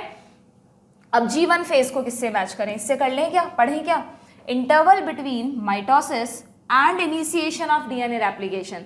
तो जो G1 फेज है वो माइटोसिस और S फेज की शुरुआत के बीच में आती है ना, इसलिए this is the correct one. ठीक है, तो ऑप्शन 2 हो जाएगा। Okay, full conceptual. Cell division के क्वेश्चंस में तो रटना है ही नहीं तुमको। नेक्स्ट जेनेटिक्स का क्वेश्चन आ गया भाई, बड़ा लंबा चौड़ा क्वेश्चन है बट देखते हैं क्या है। कोई बात नहीं, जेनेटिक्स की तो खूब प्रैक्टिस करते हैं हम लोग क्वेश्चंस की। क्लाइनफेल्टर सिंड्रोम पे आया है बच्चों क्वेश्चन और तुमसे करेक्ट स्टेटमेंट्स पूछे हैं। ठीक है, देखते हैं। This disorder was describe by Langdon down, down ने डाउन सिंड्रोम किया था। Such an individual has overall masculine development, Klinefelter में XXY होता है क्या, यानी होते तो ये मेल हैं बट इनमें फीमेल के फीचर्स आ जाते हैं। एक टर्नर सिंड्रोम भी होता है, टर्नर में होता है 44 + X0, ये फीमेल्स में होता है और इनमें फीमेल के फीचर्स भी पूरी तरह नहीं आते, यहाँ पे कोई वाई नहीं है। जबकि क्लाइनफेल्टर मेल्स में होता है प्लस उनमें फीमेल के फीचर्स आ जाते हैं। ठीक है, तो यस ओवरऑल मैस्कुलाइन है बट फेमिनाइन डेवलपमेंट भी आ जाता है, जैसे गायनेकोमैस्टिया। ठीक है, अफेक्टेड इंडिविजुअल शॉर्ट स्टेचर्ड होता है क्या, एनसीईआरटी की फोटो देखो उसमें दे रखा है, क्लाइनफेल्टर को बहुत लंबा दिखाया है, टॉल स्टेचर्ड होते हैं। Physical psychomotor and mental development is retarded, mainly ये डाउन सिंड्रोम में होता है, क्लियरली लाइन लिखी है एनसीईआरटी में, this is the symptom of Down syndrome. Such individuals are sterile, बिल्कुल दोनों स्टेराइल होते हैं। तो आपको करेक्ट स्टेटमेंट बताने थे बी एंड ई, तो ऑप्शन 2 हो जाएगा। ठीक है, बी एंड ई, ठीक है ना, आगे बढ़ें। चलो भाई, कॉन्सेप्चुअल, थोड़ा सा कॉन्सेप्चुअल, जेनेटिक्स भी तो कॉन्सेप्चुअल ही है बट हाँ थोड़ी सी आपको इसमें चीज़ें याद तो रखनी पड़ेंगी, सिम्टम्स को थोड़ा सा समझने के बाद एक बार याद भी करना पड़ता है। ठीक है, लो भाई, इकोलॉजी का एक और क्वेश्चन आ गया, गाउस कॉम्पिटिटिव प्रिंसिपल, ये तो बहुत इंपॉर्टेंट है, हर बच्चे ने पढ़ा ही पढ़ा होगा। क्या कह रहा है क्वेश्चन, गाउस कहते हैं अपने प्रिंसिपल में that two closely related species competing for same resource cannot coexist indefinitely। क्या कहते हैं, गाउस ने यही कहा था ना कि अगर दो क्लोजली रिलेटेड स्पीशीज फाइट कर रही हैं सेम रिसोर्स के लिए, जैसे तुम लोग कॉम्पीट करते हो नीट के एग्जाम के लिए, रैंक लाने के लिए, सीट के लिए, तो competitively inferior one will eliminated eventually, जिसने कम मेहनत की है उसके कम मार्क्स आएंगे, जिसने अच्छी मेहनत की उसके अच्छे मार्क्स आएंगे। ठीक है, और इसमें तो ये भी कहा था उन्होंने कि वो कभी भी कोएग्जिस्ट नहीं कर सकती। हालांकि तुम्हें पता है इस बात का एक एक्सेप्शन भी दिया था बाद में, रिसोर्स पार्टीशनिंग, कि कई बार कुछ स्पीशीज रिसोर्सेज की पार्टीशनिंग करके साथ साथ भी रह सकती हैं, बट गाउस ने तो यही कहा था they can not coexist indefinitely, तो बिल्कुल ठीक बात है। दूसरा statement, in general carnivores are more adversely affected by competition than herbivores, सीधा एनसीईआरटी में लिखा हुआ है, हमने पढ़ा था कि अगर हर्बीवोर्स और कार्निवोर्स को कंपेयर करो तो कंपटीशन का एडवर्स इफेक्ट किस पर होता है। सोचो तुम, जो खूंखार एनिमल्स हैं, लायन, टाइगर वगैरह, उनसे अगर कॉम्पीट करने वाली स्पीशीज आ जाएं तो उन पर ज़्यादा इफेक्ट होगा, या जो हर्बीवोर्स हैं, जो सीधे साधे बेचारे पालतू ये मतलब कैटल्स हैं, ग्रेजिंग एनिमल हैं, काउज वगैरह जो भी, तो उनकी अगर कोई कॉम्पिटिंग स्पीशीज आ जाए तो उन पे ज़्यादा एडवर्स इफेक्ट होगा। ज़्यादा एडवर्स इफेक्ट तो सीधे साधे लोगों पर ही होता है ना, तो हर्बीवोर्स पे बच्चों हमेशा कॉम्पिटिशन का ज़्यादा इफेक्ट होता है इन कंपैरिजन। कार्निवोर्स थोड़े चालाक होते हैं ना, तो वो कोई और रास्ता निकाल लेते हैं अपने सर्वाइवल के लिए, हर्बीवोर्स बेचारे नहीं निकाल पाते हैं, थोड़े से कमज़ोर भी हैं नेचर में। तो ये लाइन गलत हो गई है, क्योंकि यहाँ लिखा है carnivores are more adversely affected, जबकि herbivores are more adversely affected. देखना तुम जहाँ पे कंपटीशन समझाया है वहाँ पर दे रखा है इसके बारे में। ठीक है, तो आपको क्या बताना था, करेक्ट आंसर बता दो भाई। स्टेटमेंट 1 करेक्ट है, स्टेटमेंट 2 फॉल्स है, ऑप्शन 2 करके आना है। ठीक है, क्लियर, ये आप कह सकते हैं कॉन्सेप्चुअल क्वेश्चन। ठीक है, रटना नहीं पड़ता, एक बार कॉन्सेप्ट पढ़ रखा है तो याद रहता है। Okay, next, how many different proteins does the ribosome consist of. Ribosome में कितनी प्रोटीन्स होती हैं बच्चों, 80। ठीक है, राइबोसोम लिखा हुआ है, सीधा सीधा जेनेटिक्स का क्वेश्चन है। अब देखो ट्रांसलेशन में कितनी सारी चीजें पढ़ते हैं हम, और क्या पूछ लिया, ट्रांसलेशन में एक लाइन दे रखी है कि ribosome consist 80 different type of protein, बस वो पूछ लिया है यहाँ पे तुमसे। ठीक है, वेरी इजी क्वेश्चन, आगे बढ़े। लो, Which combination is required for chemiosmosis? कहाँ से आया है क्वेश्चन, ये आया है बच्चों पीटर मिशेल हाइपोथेसिस फोटोसिंथेसिस से। एक और आ गया देखो फोटोसिंथेसिस से। अच्छे क्वेश्चंस आए ना प्लांट फिजियो से। फोटोसिंथेसिस में जो आप केमी ऑस्मोटिक हाइपोथेसिस पढ़ते हो ना, आराम से पूरा एक लेक्चर लेके समझाती हूँ मैं तुमको। ये वाली पीटर मिशेल की हाइपोथेसिस बहुत अच्छे से पढ़ाया हम लोगों ने कि क्या पूछा है इसमें, which combination is required for chemiosmosis. ध्यान है आपको क्या होता था केमी ऑस्मोसिस में, ये थाइलेकॉइड बना दूं, ये थाइलेकॉइड का अंदर का ल्यूमेन हो गया, ये चारों तरफ स्ट्रोमा बना दूं। ये क्लोरोप्लास्ट नहीं है, ये क्लोरोप्लास्ट का एक सिंगल सिक्का है, थाइलेकॉइड मेम्ब्रेन है, चारों तरफ स्ट्रोमा बना दें। हमने क्या पढ़ा था, अगर ये एटीपी चैनल है, ठीक है, एटीपीएज, तो एटीपी बनाने के लिए हाइड्रोजन ग्रेडियंट होना जरूरी है। हाइड्रोजन ग्रेडियंट यानी प्रोटोन ग्रेडियंट, है ना। और वो कैसे होगा, जब ल्यूमेन में हाई कॉन्सेंट्रेशन होगी हाइड्रोजन आयंस की। और हाई कॉन्सेंट्रेशन कब होगी, जब स्ट्रोमा से अंदर आए, या जो यहाँ पर आप देख रहे थे एक फोटोलाइसिस ऑफ वाटर के हाइड्रोजन आयन इधर इकट्ठे हो रहे थे, या एक बाहर था NADPH2 बन रहा था तो स्ट्रोमा में से हाइड्रोजन यूज कर रहा था। तो 3 पॉइंट्स हमने पढ़े थे जिसकी वजह से हाइड्रोजन ग्रेडियंट क्रिएट हो गया था। जैसे ही ये क्रिएट होगा ATPase खुल जाएंगे, ATP सिंथेज खुल जाएंगे, और जब हाइड्रोजन आयन मूव करेंगे तो उनकी एनर्जी को यूज करके यहाँ बनता है ADP और फॉस्फेट जुड़कर बनाते हैं ATP। This is the actual explanation of ATP synthesis जो पीटर मिशेल ने दिया। तो वो पूछ रहा है कि और इसी को आप केमी ऑस्मोसिस कहते हो। भाई हाइड्रोजन आयन अब अपनी हाई से लो की तरफ जा रहे हैं, ऑस्मोसिस है, तो दिस इज कॉल्ड केमी ऑस्मोसिस। तो एक केमी ऑस्मोसिस के लिए क्या क्या कंपोनेंट्स चाहिए हमको, एक मेम्ब्रेन चाहिए जिस पर ATP सिंथेटेज होना चाहिए, प्रोटोन ग्रेडियंट चाहिए ही चाहिए। तो देखो यहाँ पर ऑप्शंस क्या क्या है, membrane, proton pump, proton gradient और NADP सिंथेज। ठीक है, नेक्स्ट देख लो, प्रोटोन पंप, मतलब ये तो सब सही है। इस पे मान लो तुम्हें डाउट है कि यार NADP सिंथेज बाहर की तरफ है, चाहिए कि नहीं चाहिए, और देख लो प्रोटोन पंप, इलेक्ट्रॉन ग्रेडियंट वाले सारे ऑप्शन हटा दो। ये कंफ्यूजन हो सकता है बच्चों, क्योंकि हम जनरली इलेक्ट्रॉन ग्रेडियंट इतना कॉमनली पढ़ते हैं तो दिमाग में वही रह जाता है, बट यहाँ कहीं भी इलेक्ट्रॉन ग्रेडियंट क्रिएट नहीं हो रहा, यहाँ प्रोटोन ग्रेडियंट काम आ रहा है। ठीक है, तो प्रोटोन ग्रेडियंट ये तो हट गए। अब इन दोनों में से निकालो तुम, membrane, proton pump, proton gradient और ATP सिंथेज। NADP सिंथेज बच्चों एक्चुअली यहाँ पर जो एंजाइम था भी ना, वो FNR था, है ना, उसका पूरा नाम क्या था, FNR, ferredoxin NADP reductase enzyme. तो NADP सिंथेटेज नहीं था वो, लेकिन ये जो एंजाइम है ये ATP सिंथेज है, ये हम डेफिनेट हैं कि ये तो था ही था, तो इसलिए ऑप्शन 4 हो जाएगा। मतलब मैं तुम्हारे एंगल से बता रही हूँ कि इस क्वेश्चन में तुम कैसे कंफ्यूज हो सकते हो। ठीक है, तो इसलिए ऑप्शन 4 होगा। NADP सिंथेज नाम जैसा हमने एंजाइम नहीं पढ़ा। अगर तुम बोलते भी हो इसको NADP सिंथेसिस, तो उससे ज़्यादा ज़रूरी ये वाला एंजाइम है। क्लियर? तो कॉन्सेप्चुअल, फुल कॉन्सेप्चुअल क्वेश्चन, रट्टाफिकेशन काम ही नहीं करता ऐसे क्वेश्चंस में। ठीक है, आगे बढ़े। लो भाई, फिर स्टेटमेंट टाइप क्वेश्चन आ गया। कहाँ से आया है? अच्छा, एल्गल ब्लूम। लो भाई, इकोलॉजी का क्वेश्चन आ गया बच्चों फिर से। इन्वायरमेंटल इश्यूज, इन्वायरमेंटल इश्यूज में से भी है ना, ओजोन लेयर का क्वेश्चन देखा था हमने। क्या है भाई? Which is not correct. ठीक है, एंटी ने खुद ही कैपिटल लेटर में लिखा है not correct. Algal Bloom caused by, algal Bloom ध्यान है ना, जब किसी भी वाटर बॉडी में एक्सेसिव न्यूट्रिएंट्स हो जाते हैं तो पॉइजनस BGA ग्रो कर जाता है, BGA ग्रीन एल्गी वगैरह, और वो उस वाटर बॉडी को पॉइजनस बना देते हैं, जिसकी वजह से फिशेज वगैरह की डेथ होने लगती है। ठीक है, algal Bloom caused by access of organic matter in water improve water quality. Algal Bloom तो पॉइजनस कंडीशन है, वो डिटेरियोरेट करेगी वाटर बॉडी को, ना कि इम्प्रूव करेगी। एंड प्रमोट फिशरी, फिशरी के लिए थोड़ी ना हम एल्गल ब्लूम कराएंगे, एल्गल ब्लूम तो बर्बाद कर देगा फिशरी को। ठीक है, यही मिल गया वैसे तुम्हें तुम्हारा आंसर, बट फिर भी एक बार हम पढ़ लेते हैं क्या क्या स्टेटमेंट दिए हैं। वाटर हाइसिंथ, जलकुंभी, terror of Bengal, grow abundantly in eutrophic water body. Eutrophic सबको पता होना चाहिए क्या होता है।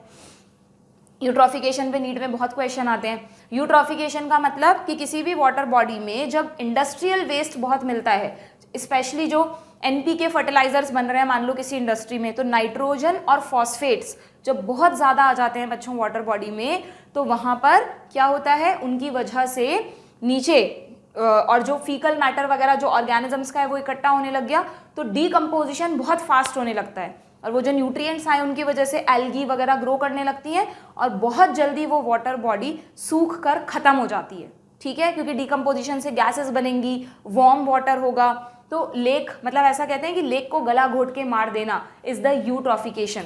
और जो ह्यूमंस की वजह से जो हो रहा है, एक्सेसिव चीज़ें ऐड होने की वजह से जो हो रहा है, उसे आप कहते हैं एसिलरेटेड यूट्रॉफिकेशन, ठीक है। तो यूट्रॉफिकेशन जो है वो क्या करेगा, वो लेक को ख़त्म कर देगा, उसको गला घोट के मार देगा। तो वाटर हाइसिंथ बिल्कुल ठीक बात है, एक ऐसी वाटर बॉडी में बहुत ज़्यादा ग्रो करेंगे and it lead to an imbalance in the ecosystem dynamics of the water body. Correct statement है। नेक्स्ट क्या है, the amount of some toxic substances of industrial waste water increases in the organisms at successive trophic level. बिल्कुल ठीक है, सही है कि नहीं। अगर इंडस्ट्रियल वेस्ट वाटर से टॉक्सिक सब्सटेंस ऐड होंगे, ये किसकी बात हो रही है, यू नो, ये बायोमैग्निफिकेशन की बात हो रही है बच्चों। एक क्वेश्चन आया है देखना बायोमैग्निफिकेशन पे भी, शायद वो जोलॉजी सेक्शन में पूछा है, देखेंगे हम जोलॉजी के सॉल्यूशंस में, ठीक है, सही है लेकिन ये बात। Then the micro organisms involved in biodegradation of organic matter, ठीक है। बट आप ध्यान रखना बच्चों, नीट में ना जब आपको मिल गया कॉन्फिडेंट हो कि ये सही, मतलब ये स्टेटमेंट नॉट करेक्ट में आता है, तो अननेसेसरी टाइम वेस्ट मत करना, वहाँ एक एक मिनट इंपॉर्टेंट होता है आपका, ठीक है। The microorganism involve in decomposition, यही तो कहना चाह रहे हैं ये, in a sewage polluted water consume lot of oxygen causing the death of fishes. बिल्कुल ठीक बात है, जितना ज़्यादा सीवेज वाटर पानी में मिक्स होता है उतना बीओडी बढ़ता जाता है and it lead to mortality of fishes. ये कॉन्सेप्ट भी पढ़ा है हमने बहुत अच्छे से, ठीक है। तो यहाँ पर ये हमारा इनकरेक्ट स्टेटमेंट है, फुल कॉन्सेप्चुअल क्वेश्चन है, ठीक। आगे बढ़ें, मैच द कॉलम टाइप, तीसरा क्वेश्चन है शायद ये मैच द कॉलम का। ये देखो फिर इकोलॉजी से आया है। इकोलॉजी में तुम्हें कितनी बार कहा था पॉपुलेशन इंटरेक्शन पढ़ के ही जाना, जो फर्स्ट चैप्टर है ऑर्गेनिज्म एंड इन्वायरमेंट, उसमें तुमने देखा पॉपुलेशन इंटरेक्शन पे ही क्वेश्चन आते हैं। तुम न्यू एनसीईआरटी देखना ज़रा, उसमें तो रखा ही मेनली पॉपुलेशन वाले पार्ट को है। पॉपुलेशन इंटरेक्शन जो भी आगे के कैंडिडेट्स हैं 2024 2025 अच्छे से पढ़ जाना। इस टॉपिक से इस बार नीट में 2 क्वेश्चन आए हैं, एक बॉटनी सेक्शन में, एक आगे हम जोलॉजी में देखेंगे, ठीक है। क्या है भाई, म्यूचुअलिज्म, म्यूचुअलिज्म में दोनों को फायदा होता है, प्लस प्लस। कमेंसलिज्म, एक को फायदा एक पे नो इफेक्ट। एमेंसलिज्म, एक को नुकसान दूसरे पर नो इफेक्ट। और पैरासाइटिज्म, एक को फायदा एक को नुकसान, ठीक है। तो म्यूचुअलिज्म को तुम्हें 4th से मैच करना है, बी को तुम्हें 1st से मैच करना है, यहीं पे तुम्हें आंसर मिल जाएगा, आगे जाने की जरूरत नहीं थी, ठीक है। Conceptual question clear. नेक्स्ट देखते हैं आरडीएनए। लो भाई बायोटेक का फिर क्वेश्चन आ गया, ठीक है, बायोटेक का क्वेश्चन आ गया है। क्या क्वेश्चन आया है, main steps in the formation of rDNA technology are given below. अच्छा, अरेंज करना है बच्चों आपको इन स्टेप्स को, पहले क्या करेंगे उसके बाद क्या करेंगे। आरडीएनए में इतना बेसिक तो हर बच्चा पढ़ता है ना। आपको पता है सबसे पहले डीएनए का प्योरिफिकेशन करते हैं, आइसोलेट करते हैं डीएनए को, फिर रेस्ट्रिक्शन एंजाइम से कट लगाते हैं, फिर वो जो कट जो मेन पीस है हमारा उसको सेपरेट करते हैं जेल इलेक्ट्रोफोरेसिस से, फिर एम्पलीफाई करते हैं और फिर इंसर्शन करते हैं। तो देखें यहाँ क्या क्या ऑप्शन दिए हैं। सबसे पहले इंसर्शन, कटिंग, आइसोलेशन या एम्पलीफिकेशन। अभी बताया, पहले आइसोलेशन करो, फिर उसको कट करो, फिर उसके बाद उसको एम्पलीफाई कर लो, उसकी मल्टीपल कॉपीज बना लो और फिर होस्ट सेल में इंसर्ट कर दो, ठीक है। CBDA ये रहा, ठीक। Full conceptual question. बायोटेक अच्छे से पढ़ के जाना, बड़ा मजा आएगा अगर तुम तरीके से पढ़ोगे। जो 2024 वाले एस्पिरेंट्स हैं उनके पास तो बहुत टाइम है अभी बायोटेक को 1 by 1 लेक्चर बाय लेक्चर एक एक अच्छे से समझना, ठीक है। नेक्स्ट क्या क्वेश्चन है भाई, मैच द लिस्ट। अच्छा, मिनरल न्यूट्रिशन से एक क्वेश्चन और आया है, मतलब 2 क्वेश्चन आए हैं बच्चों इस बार मिनरल न्यूट्रिशन से। एक वो भी था, हालांकि वो मिक्स था, फोटोसिंथेसिस का भी कह सकते हो। आयरन को किससे मैच करें। मुझे पता है बहुत सारे बच्चे इसमें सारे मिनरल्स के फंक्शन याद नहीं करते, बट कुछ 2-3 तो सब बच्चे याद करते हैं, और उसमें से एक होता है जिंक। जिंक ऑक्सीजन सिंथेसिस के लिए ज़रूरी है, ये नहीं पता तो बहुत गलत कर रहे हो। तुम इतना बेसिक तो हर चैप्टर में पढ़ा ही पढ़ा करो, ठीक है। तो बी का फर्स्ट होगा, और देखो एक ही ऑप्शन में दे रखा है, यही बात बन गई। सोचो इतनी सी मेहनत अगर कर लोगे तो 4 नंबर पक्के हैं तुम्हारे, तो प्लीज़ ऐसी चीज़ें ज़रूर से पढ़ा करो। कहाँ से सीखोगे? जब तुम क्वेश्चन प्रैक्टिस करोगे, जब अच्छे अच्छे वीडियोस देखोगे, मतलब जो भी सोल्यूशंस वगैरह हैं, जब जो तुम्हारे टीचर्स हैं वो तुम्हें बताएंगे कि भाई ये तो इंपॉर्टेंट है, पढ़ के ही जाना, तब जाके ये लर्निंग होती है हमारी, ठीक है। और बाकी तुम नॉलेज के लिए देखना चाहो तो देख लो, ए को थर्ड से मैच कर लो। Iron is the activator of catalase.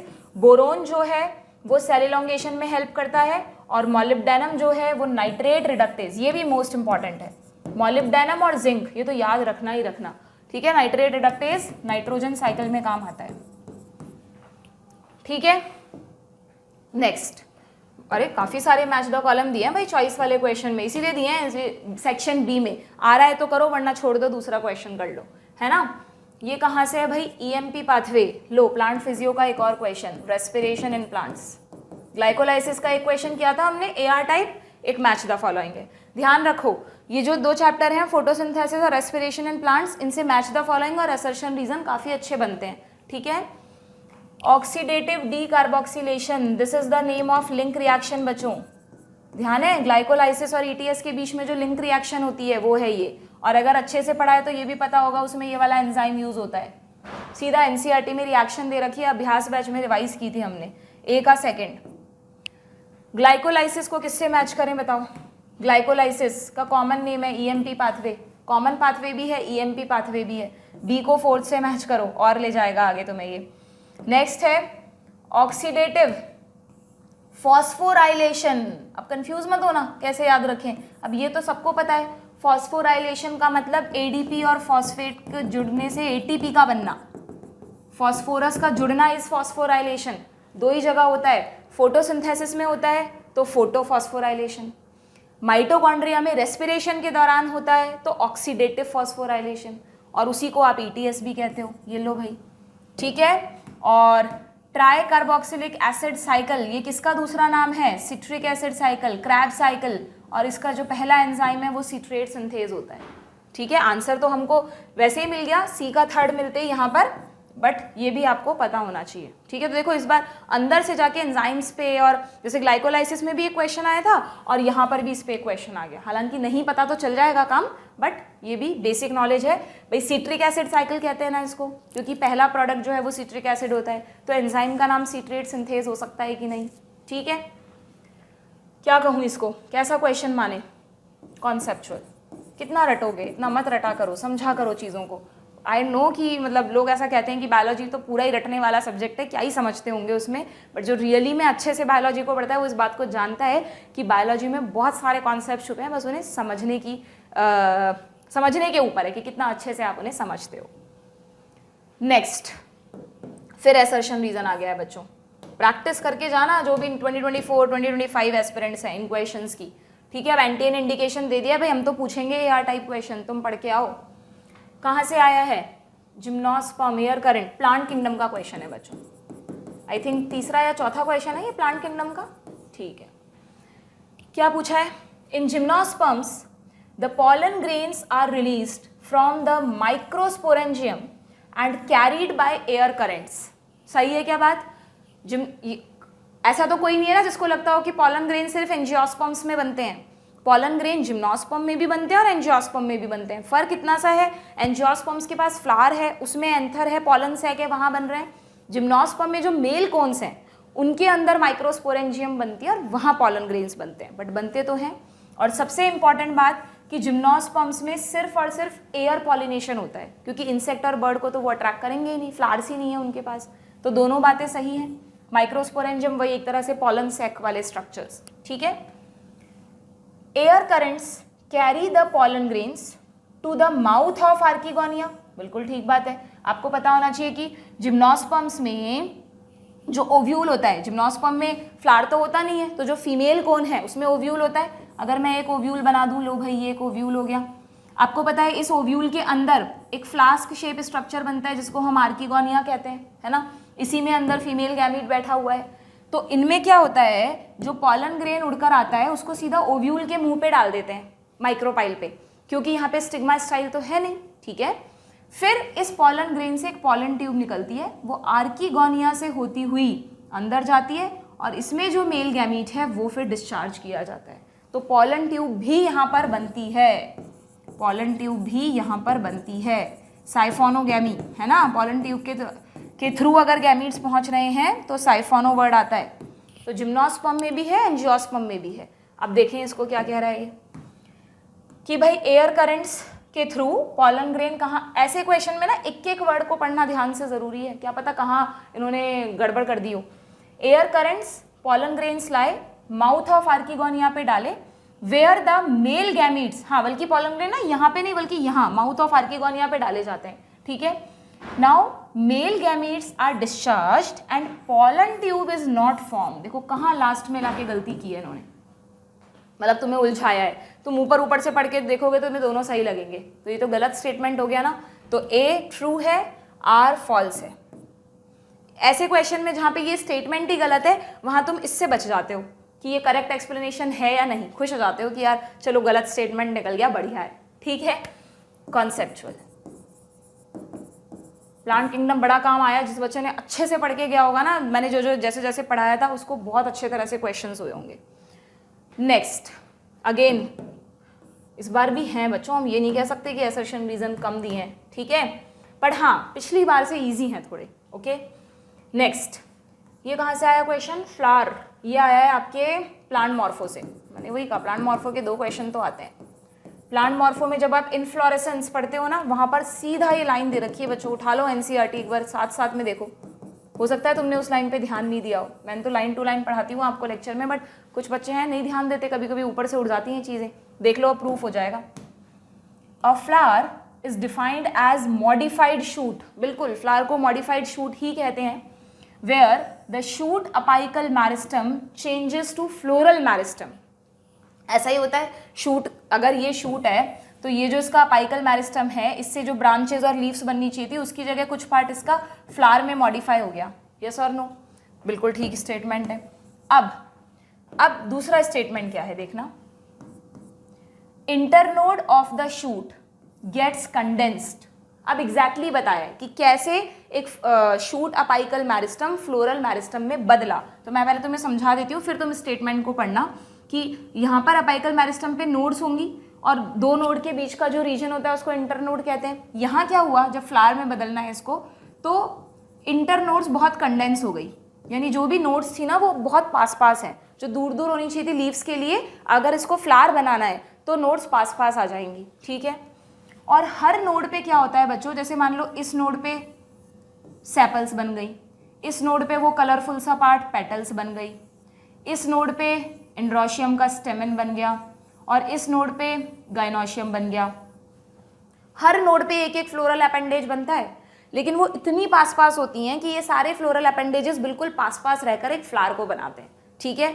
अब ये क्या कह रहा है कि internode get condensed, yes, to produce different floral appendages, yes, सारे फ्लोरल अपेंडेजेस लेटरली आ रहे हैं, यस, सक्सेसिव नोड्स पे आ रहे हैं, बिल्कुल ठीक, किसकी जगह आ रहे हैं, लीव्स की जगह, बिल्कुल ठीक, एक एक वर्ड सही है, ओके। तो ये भी सही स्टेटमेंट है। और क्या ये इसका करेक्ट एक्सप्लेनेशन है, बिल्कुल है। फ्लावर जो है वो शूट से कैसे बना, कैसे मॉडिफाई हुआ, उसको समझाने के लिए तुम यही तो यूज़ करोगे। देखो मैंने कई सारे बच्चों को बोला है कि जब भी तुम कंफ्यूज हो ना कि यार ये रीज़न इस बात का करेक्ट एक्सप्लेनेशन है या नहीं, तो तुम्हें कैसे सोचना है एग्जाम में कि यार अगर मैं किसी को पढ़ा रहा हूँ, ठीक है, कि मैंने कोई स्टेटमेंट बताया कि ये एक स्टेटमेंट है, अब मुझे समझाना है कि यार ये क्यों है ऐसा, तो अगर तुम्हारे दिमाग में यही बात आ रही है कि मैं ऐसे ही समझाऊंगा, तो फिर इसका मतलब ये इसका सही एक्सप्लेनेशन है। और अगर लग रहा है यार इस बात को समझाने के लिए तो मैंने कुछ और यूज़ किया था, फिर बाद में ये बात बताई थी एज अ फैक्ट कि ये भी एक सही बात है, तो फिर ये इसका करेक्ट एक्सप्लेनेशन नहीं है, ठीक है। बहुत आसान है, थोड़ा टीचर के नज़रिए से सोचोगे तो इस तरह के क्वेश्चन में तुरंत पकड़ में आ जाएगा कि रीज़न इसका करेक्ट एक्सप्लेनेशन है या नहीं, ठीक है। तो यहाँ पर करेक्ट है 4th कॉन्सेप्चुअल, ठीक, क्लियर। नेक्स्ट, मेलोनेट इनहिबिट्स, ये कहाँ से आया भाई मेलोनेट, ये तो बायोमॉलिक्यूल में था। बायोमॉलिक्यूल के 2 क्वेश्चन हो गए, एक सेल्यूलोज पे आया था, एक इस पे आया है। Malonate inhibit the growth of pathogenic bacteria by inhibiting the activity of, मतलब सिंपली इसमें पूछा है कि ये कौन से एंजाइम को इनहिबिट करता है, कौन से इनहिबिटिंग द एक्टिविटी ऑफ, तो बताओ, सीधा सीधा दे रखा है एनसीईआरटी में। अब यहाँ पे थोड़ा सा घुमाया तुमको ये डालकर, क्योंकि एनसीईआरटी में ऐसा एग्जाम्पल नहीं दिया, एनसीईआरटी में तो तुमको कॉम्पिटिटिव इनिबिशन समझाया है एग्जाम्पल देकर कि भाई कॉम्पिटिटिव इनिबिशन में जो एंजाइम होता है, मान लो ये उसकी एक्टिव साइट है एंजाइम की, और ये मान लो बच्चों सबस्ट्रेट है, ठीक है, ये सबस्ट्रेट यहाँ जुड़ता रिएक्शन हो जाती। लेकिन अगर एक इनहिबिटर आ गया और वो इनहिबिटर भी सेम इसी शेप का है, ये रहा इनहिबिटर, तो ये पहले, जिसकी कॉन्सेंट्रेशन ज़्यादा होगी बट ऑब्वियस वो पहले जुड़ेगा, तो इनहिबिटर अगर यहाँ पर जुड़ गया तो सबस्ट्रेट नहीं जुड़ पाएगा और रिएक्शन नहीं होगी, यस और नो। तो उसमें आप एग्जाम्पल पढ़ते हो कि इनहिबिटर तो होता है मेलोनेट, किसको इनहिबिट करता है वो सक्सीनेट को, किस एंजाइम से जुड़ने के लिए, सक्सीनिक डिहाइड्रोजनेज से। और तुम्हें बता दूं ये वाला जो रिएक्शन है ना, ये पता है कहाँ होती है बच्चों, ये क्रैब्स साइकिल की रिएक्शन है। तुम देखना क्रैब्स साइकिल में एक स्टेप दे रखा है, उसमें सक्सीनिक डिहाइड्रोजनेज एंजाइम काम आता है ना, सक्सीनेट बदलता है फ्यूमेरेट में, तब आता है ये एंजाइम काम। तो मेलोनेट ने आकर इसको इनहिबिट कर दिया है। ओके, तो बिल्कुल ठीक बात है। और सोचो अगर क्रैब्स साइकिल की एक रिएक्शन इनहिबिट हो गई तो रेस्पिरेशन नहीं होगा, और रेस्पिरेशन नहीं हुआ तो फिर जिंदा कैसे रहेगा ऑर्गेनिज्म, इसलिए इन्होंने आपको थोड़ा घुमाकर दे दिया। बाकी जिस बच्चे को इतनी सी बात पता है कि malonate is the inhibitor of this enzyme, उसको इस क्वेश्चन में कोई सेकंड थॉट आएगा ही नहीं, ठीक है। तो अगेन नॉलेज बेस्ड क्वेश्चन, ठीक है, क्लियर। तो ये हो गए बच्चों आप लोगों के सारे क्वेश्चंस कंप्लीट। ये हमने बॉटनी सेक्शन के क्वेश्चंस किए हैं, ठीक है। मैंने सोचा था कि इसी के साथ तुम्हें जोलॉजी के भी बता दूंगी, बट फिर बहुत लंबा हो जाएगा ये सेशन, तो अभी हम बॉटनी के बॉटनी के यहाँ पे डन करते हैं, और फिर एक नेक्स्ट सेशन में अपलोड करूंगी, उसमें आपको जोलॉजी के क्वेश्चंस सारे मिल जाएंगे। हाँ बच्चों, एक चीज़ और बता देती हूँ कि जो भी नीट 2024 की तैयारी कर रहे हैं स्टूडेंट्स, अगर वो ये वीडियो देख रहे हैं तो हम लोगों के ड्रॉपर्स बैच स्टार्ट हो रहे हैं बच्चों। अविरल 2 का ऑनलाइन बैच भी स्टार्ट हो रहा है और जयपुर में ऑफलाइन बैच भी स्टार्ट हो रहा है 15 मई से। उसके जो वीडियोज़ हैं, डिटेल्ड वीडियोज़, वो आपको चैनल पर मिल जाएंगे, वो आप ज़रूर से देख लें, उनकी डिटेल्स देख लें। और अगर आप हमारे साथ जुड़ के तैयारी करना चाहते हैं, इसी तरह से पूरा गाइडेंस चाहते हैं, प्लस पर्सनल गाइडेंस चाहते हैं, ठीक है, तो आप हमारा बैच ज्वाइन करने के लिए मन बना सकते हैं और उन वीडियोस को एक बार देखकर डिसाइड कर सकते हैं, ठीक है। Good bye.